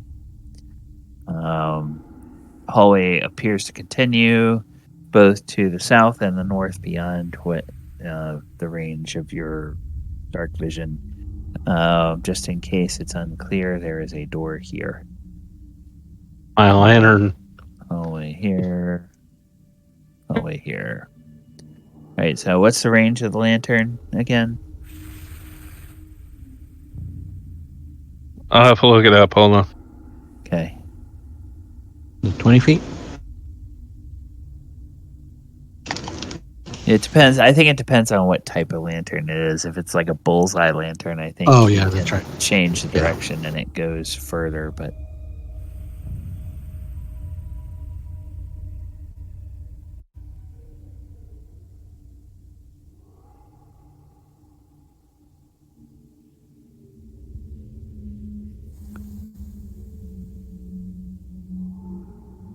Well, I have a hooded lantern, and it's 30 feet. 30 feet. Okay, so let's see. All right, so then it goes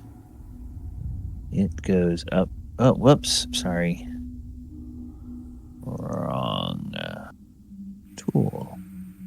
It goes up to about here, is as far as you can see.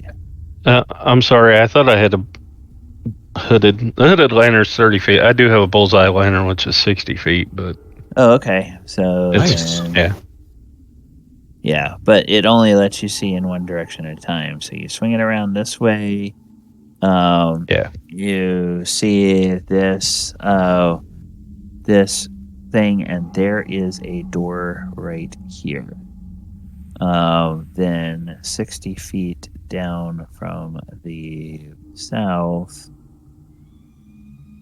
Aha. Okay. So you will notice that it goes past the door. You can see. Oh, come on, dumb thing. Goes past the door. You can see. And comes to a side passage, and you can probably guess. I say you can probably guess that this is a passage that matches up with a part of the dungeon you've already explored. So you can probably guess it comes back around over here. You want to go check it out first? Wasn't there a bunch of undead coming in that direction at one point? There was a big hallway that Right there? Yeah.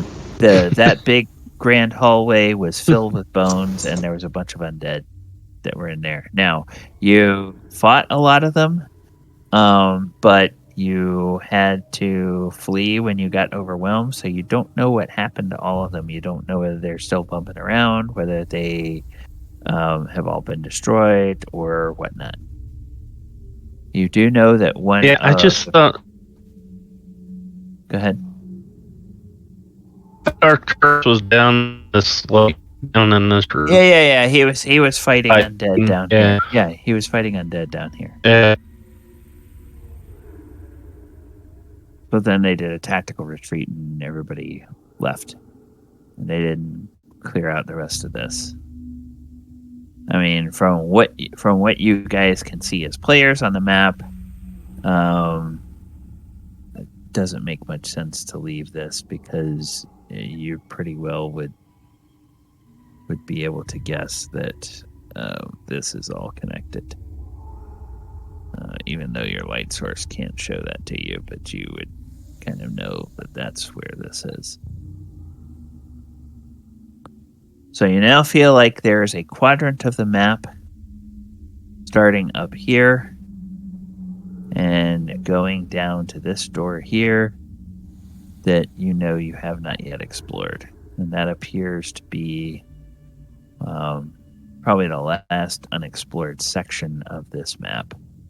So you can go to the north, or you can go to the south. You can choose how you want to. I was going to try once again to do stealth and go peek up here to this door and see what's up there. To the north? To the north. Okay, up there. All right. Let me do this. Yeah, you can go ahead and you can move your token where you want to go. All right. There's... Yeah. Talon. Aries tries to slip up there, but finds every patch of light instead of the shadow. Quite good at this. Yeah. So, I'll just try to go around the corner to see what I can see with my night vision.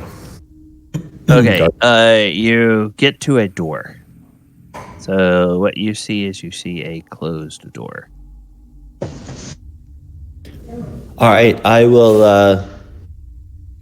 I'll take a piece of my clothing, just grab the doorknob with it, and try to wiggle it just a little bit to see if it feels locked. Okay.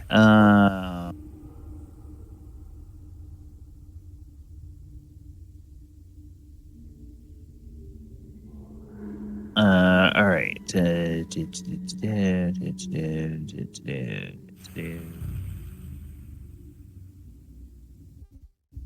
No, it does not appear to be locked.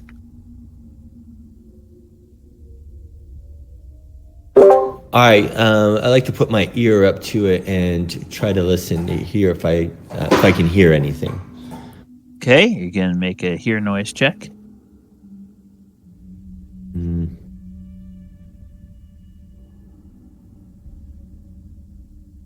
Detect noise. Or detect noise.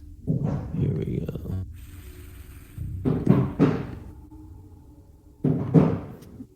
I gotta.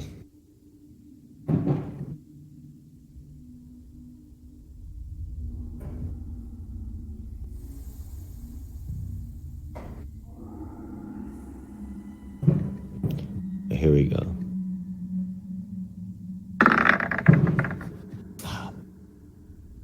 Ooh. Yep. You don't hear anything. All right. All right. Well, sounds clear, guys. Anybody else want to try to listen? Sure. On the door. You knock on the door. There's no answer. That's what I do. There's no answer. Archimedes, you try to listen. You hear the sound of a halfling knocking on the door. Yeah. Okay, try the door. If you're gonna knock, just try to open it. Okay, so go to. I'll ready my dagger. Okay, you're gonna open the door, and this is pretty much a Shambles. place that you can see. You can see about over to here, and with your dark vision, you can see that there is an area. Let's see. There's an area that goes up here and around. Whoops. Here. That's going to be a little bit uneven, but that's because they don't have a way of revealing a circle. So, you come into this area here, and what you see is the following. This kitchen-esque. place, yes, this place with 3 doors in the southern portion, east, south, and in the west corner. A high, broad fireplace with numerous side ovens dominates the north wall. Fireplace is large enough to roast a whole ox. The room is littered with broken containers and dishes, trash of an unidentifiable sort, and pieces of wooden tables, countertops, and the like. Several skeletons are visible, including one of which appears to be that of an ogre.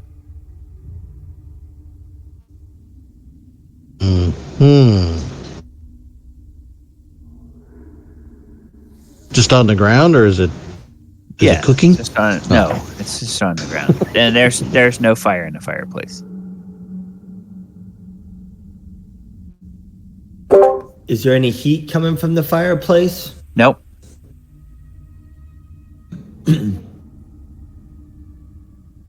Is there any heat coming from the fireplace? No, I said. Okay.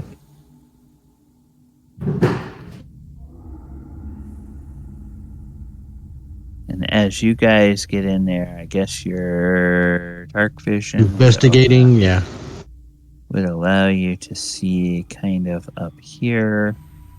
And then we let you see that this area continues. It's kind of an oddly shaped place up here, and it continues on back this way. Okay, Archimedes. I think we should try these doors down here before we get too far ahead of ourselves. Archimedes, you get there. Right. And as you get there, there is a it's not really a flash of movement, but it's more of a sensation of movement Okay. And something goes bump and tries to attack you. And it is okay. It is an enormous snake. An enormous poisonous snake, and it hits armor class 4. Ooh. I jump back. Does that connect with your armor class or not? No, I have an armor class of 3. Okay, well, now everybody can tell that there is a Giant snake. there is a giant snake here. So, and we'll go ahead and we'll put it on the initiative. You guys can go on the initiative. Yeah, we got a half hour left. We can probably get this.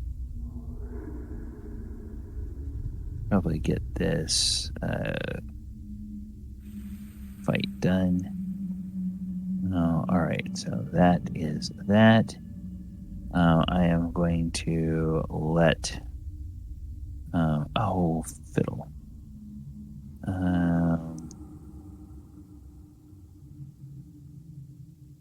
Add turn. Oh, there we go. Okay.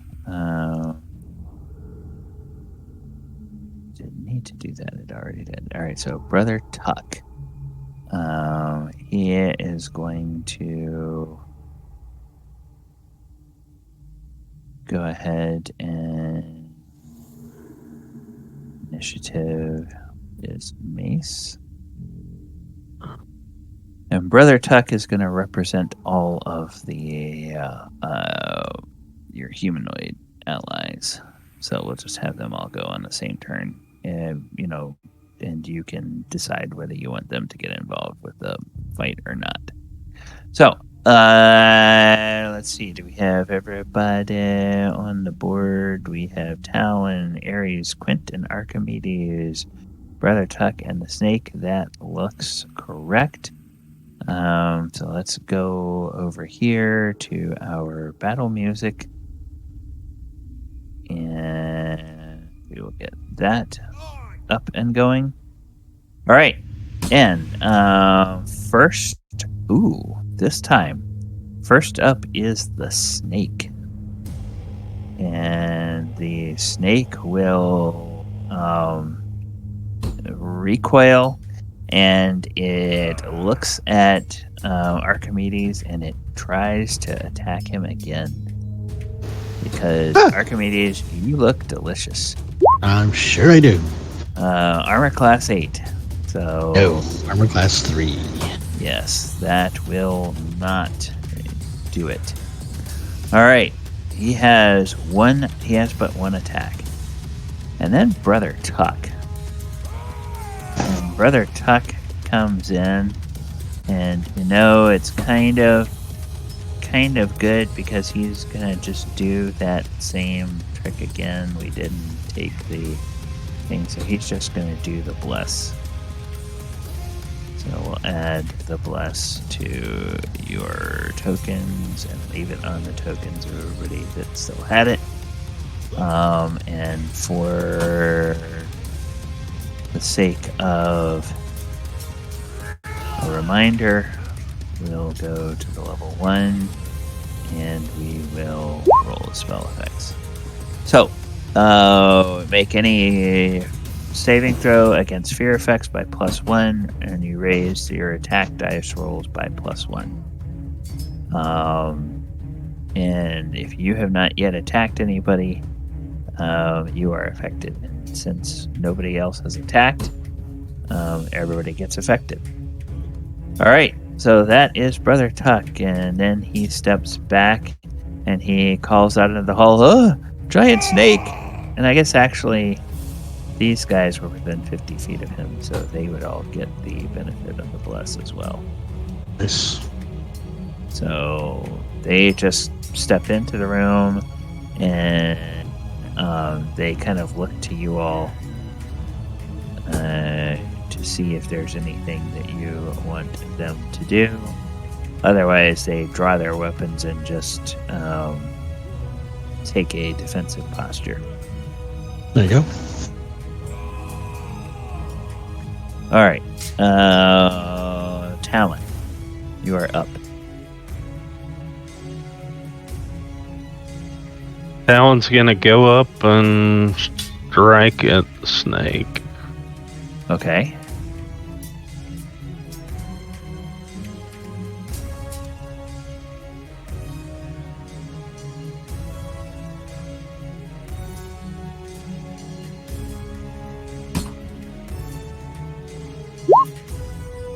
Armor class 6. That is just gonna miss. And then I'm gonna step back a little bit. What is your movement? 6. Okay. Yeah, it's very fast. It strikes at you as you try to step back. Hits an AC 14. And it misses. And it misses. So, all right. So yes, this snake appears to be very agile, and it is quite willing to bite anything that comes close to it. All right, Aries. As a druid, is there anything you might like to do?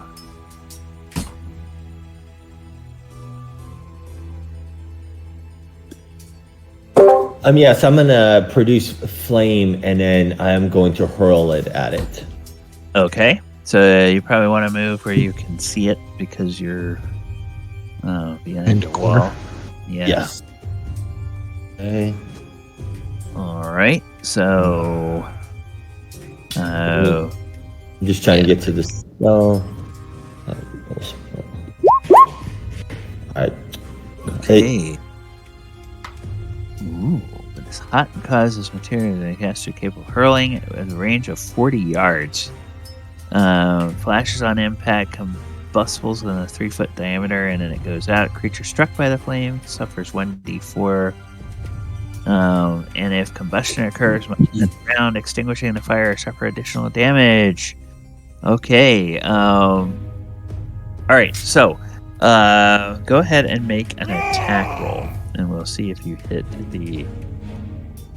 A 1d4? No. So, do you have a range weapon like a sling or something? No. Okay, then we'll want to just use your normal. Just click on your THAC0 for one of your weapons that you have equipped. See if you hit an armor class 5 Okay. or better. Weapons.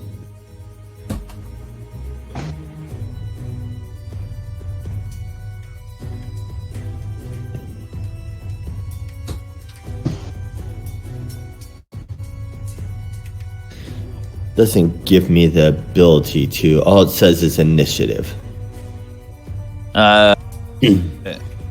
Okay, hang on. No, you got.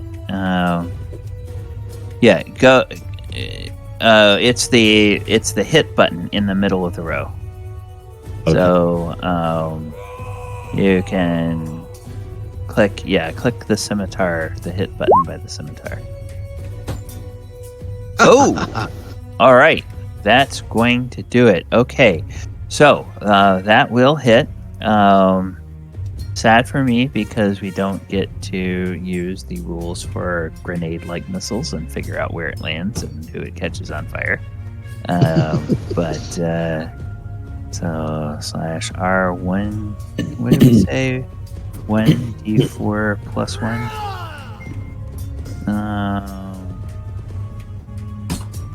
Spells. All right, 3. So it suffers 3 points of damage. And then stuck by the flame suffers that if combustion occurs. So that means if it Oh, has okay. flammable on it. Yeah, well, it's in a pile of rubble, and a lot of the rubble is dried old wood. So yeah, it is in an area where there's combustible material. So it's probably going to either I mean, a snake can't really put out the fire, but that probably means it's going to try to get out of there when its turn comes up. Anything else, Aries?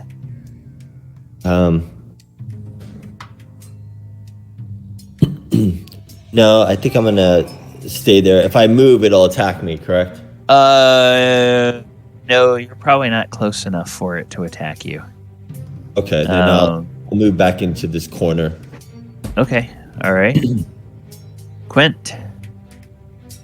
Well, I think we're past the point of me trying to affect the mood of the snake, so I'll come up here and take a swing at it.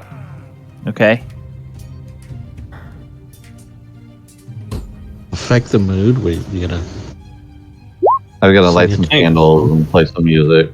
Well, Yeah. Okay. I Well, thought that it was was in a perfectly snaky mood. Okay, that was damage roll, not Oh, attack whoops. roll. sorry. It's What like, did I- wait a minute, that didn't quite look right. I just saw 13 and I thought, well, that was terrible. Armor class 4, that'll hit. Okay, now I can roll the right one. Yeah, well, we can use the 13. So Oh, okay. with the 13, this snake is bloodied. All right, I'll take my second attack on it then. Nice.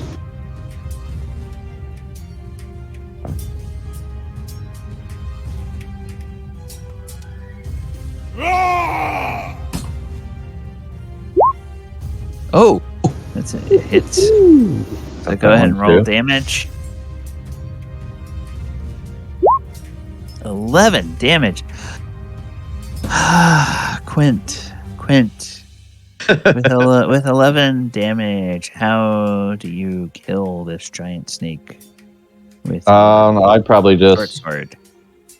whacked it through with. Oh, let's see, that's a piercing weapon. So I just probably punched the sword through it and took it out. Okay. All right.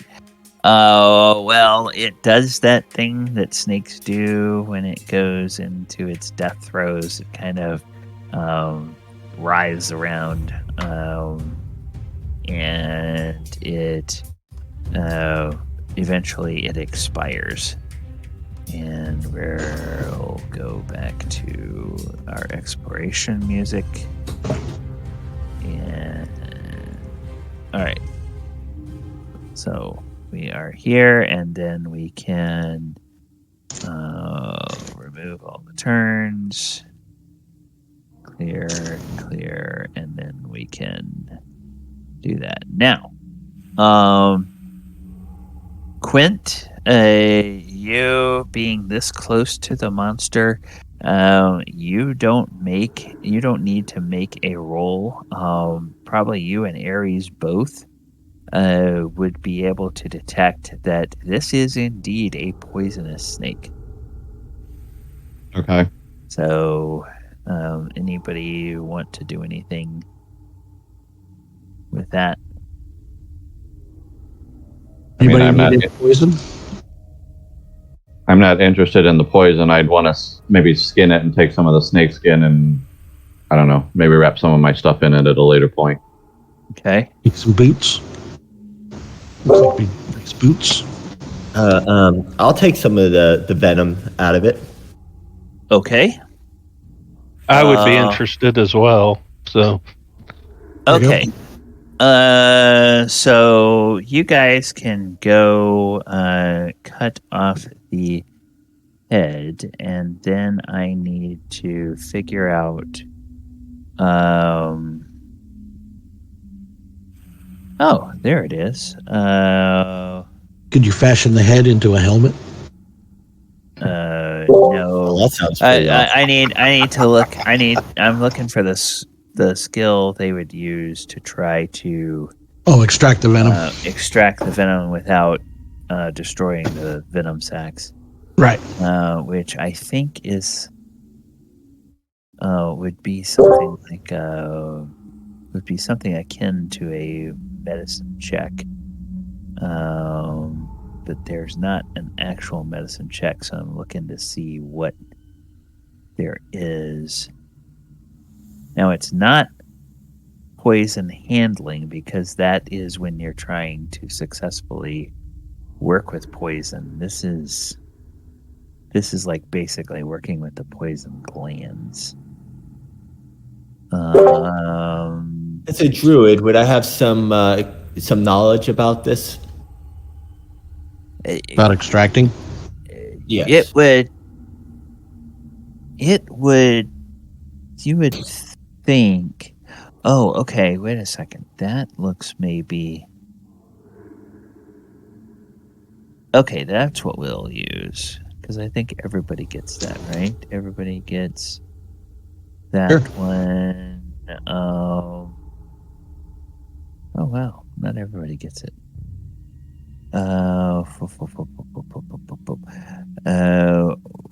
Priests get, because you fall under. See, that's kind of weird. You fall under a Oh, there you go. Anatomy. All right. So make. Do you have? You probably don't have anatomy as a non-weapon proficiency. So go ahead and roll an intelligence check and give yourself a -1. And you guys can talk about it before anybody does it, but you, Talon, if you have, I think that's a that's a priest skill. So what's the rogue skill? If you have.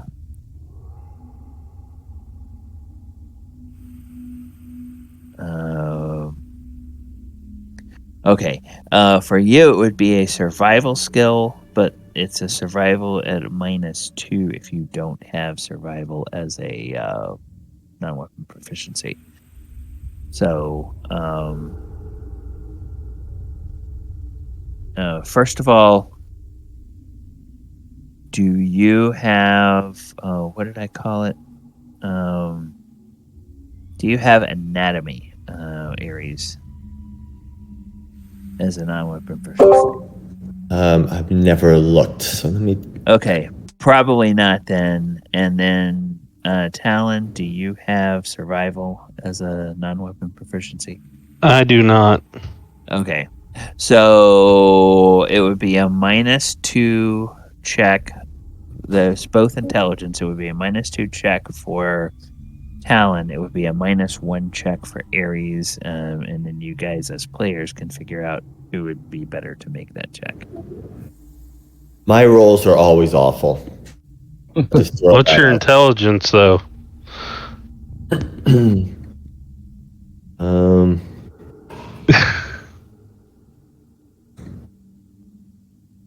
My intelligence is a 10. Oh, okay. I have a 14, so my -2 Yeah. is still higher than your -1. Yeah. So, all right. So Okay. Talon can go and make that check.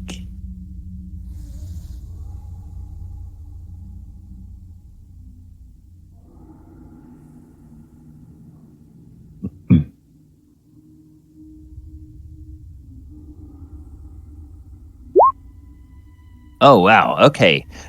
You beat that by more than 10, so you only need 1 check to harvest both poison glands. Nice. And with each poison gland,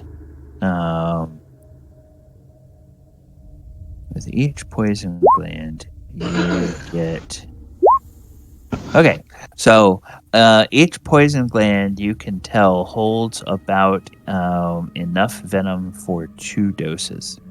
So you guys have 4 doses of snake venom, and the snake venom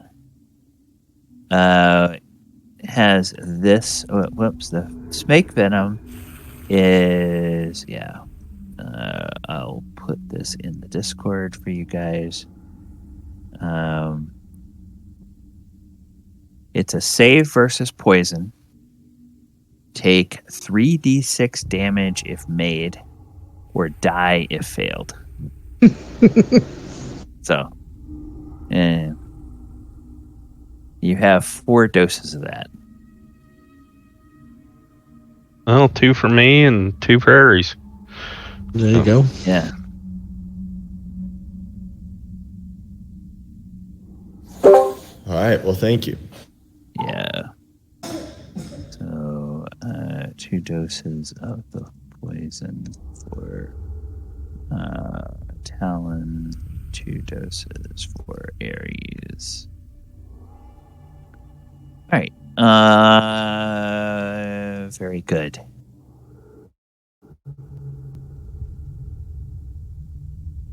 So, the gnolls and the mercenaries all kind of relax, and the gnolls go back out here to guard. Aries, from where you are with your dark vision, you would see that this chamber continues around this way. You can't see all of the way there, of course, but you can see that it continues around like that. There's a door here, a door here, a door here. So what would you like to do? Why don't we check out one of these doors down here? Okay.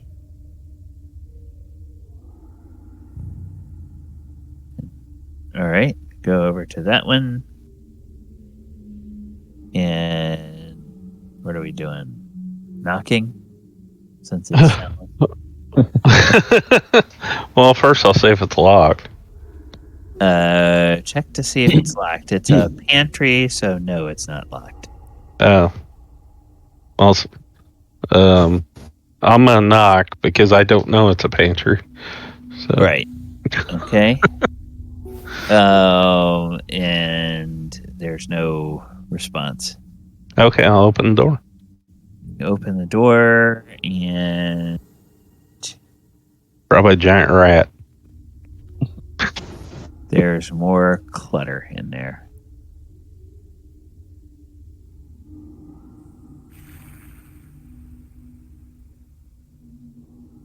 It's pretty much the Storeroom. same type of stuff that you find in here, except without the skeletons.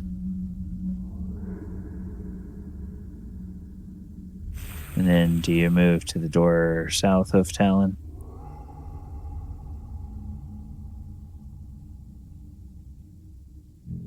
Okay. So open this one, and pretty much, yep, it's the same thing. So more junk without the skeletons. Yay, junk. Did we search the snake lair? I don't think anybody did. No. What was underneath the bloody snake? That was the fire roasting pit. Yep.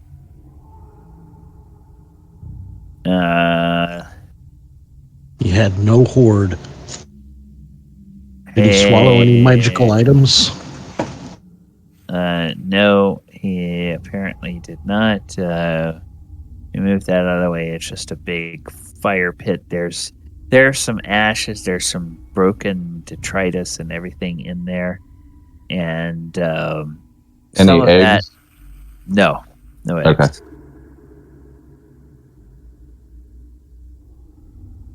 All right.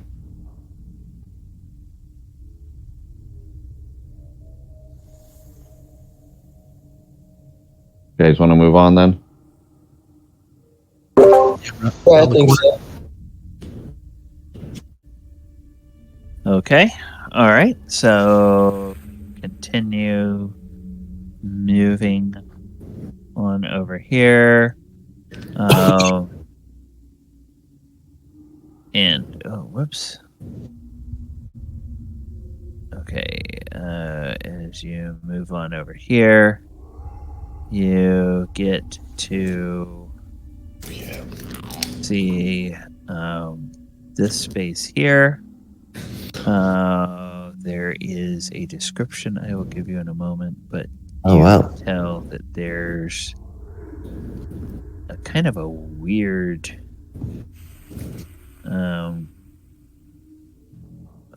passageway or something over here.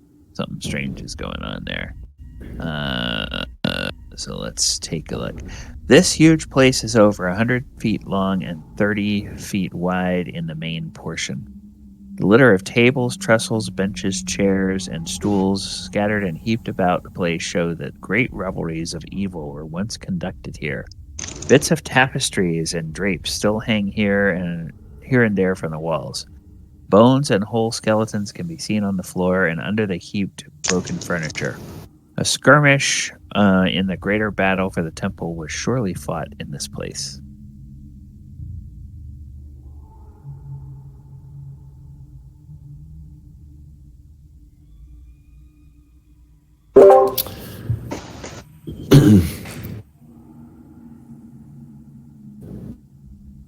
Yeah, it looks like there's a lot going on in this room. It's going to take us some time to investigate it all. Yeah, we should look behind the tapestries on the wall. Mm-hmm. Okay. I'll start All looking right. on this side. Okay. All right. Since you guys are starting to move through here, I'm going to do a couple of additional things just to expedite for our next session. Because we're getting just about to the end of our time. Right. That's the first thing I'm going to do. The next thing I'm going to do is reveal this down to here. And then, since you will be coming to the south, I will reveal this over to here, and up here, and back here. So this is where this big area is here. Long story short, you search behind the curtains. You don't find anything behind the tapestries, but that takes you I'm gonna say 1, 2, 3, 4, 5, 6, 7, 8. I'm gonna say that takes you 4 turns. Could we have had the Knolls and the other guys end up waiting right here? Sure, you can.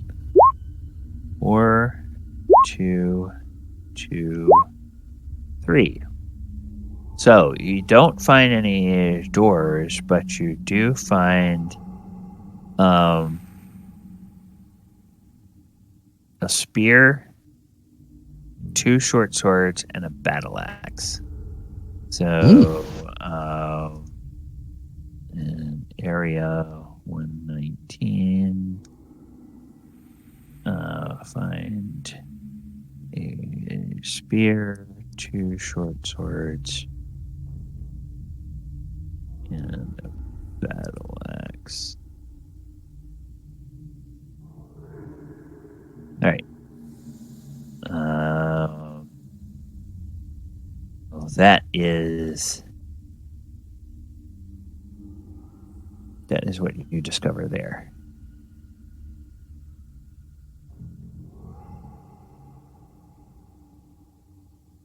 And then we said we were going to have these guys come over here. And Brother Tuck will come over here.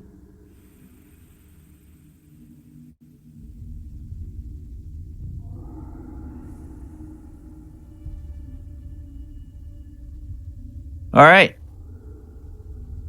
So I think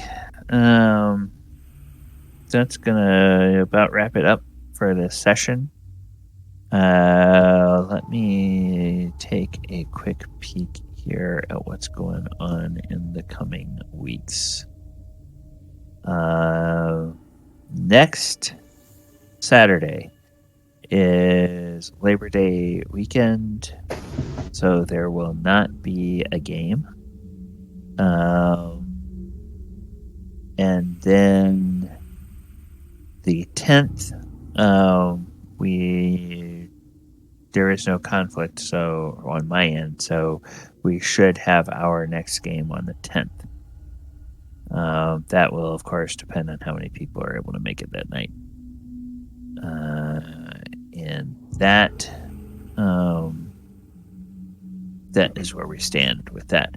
All right, players, thank you for joining us this evening, and viewers, thank you so much for sticking with us. If you are watching on the Twitch stream, please consider following or subscribing to the Twitch. If you are watching the archive over on the YouTube, please subscribe to the channel, like the video, share the video, click the post notification bell so that you know every time new content comes onto the channel. Coming up in the next week, Monster Monday, we will be doing a drop on YouTube. It is looking at the members of the monastic order of the Cobalt Soul from the Critical Role Call of the Netherdeep source book. So we'll talk about those guys, and we'll also talk about how you might create another kind of layer of the leadership of that organization if you want to challenge higher level parties. And then Wednesday, we should be having our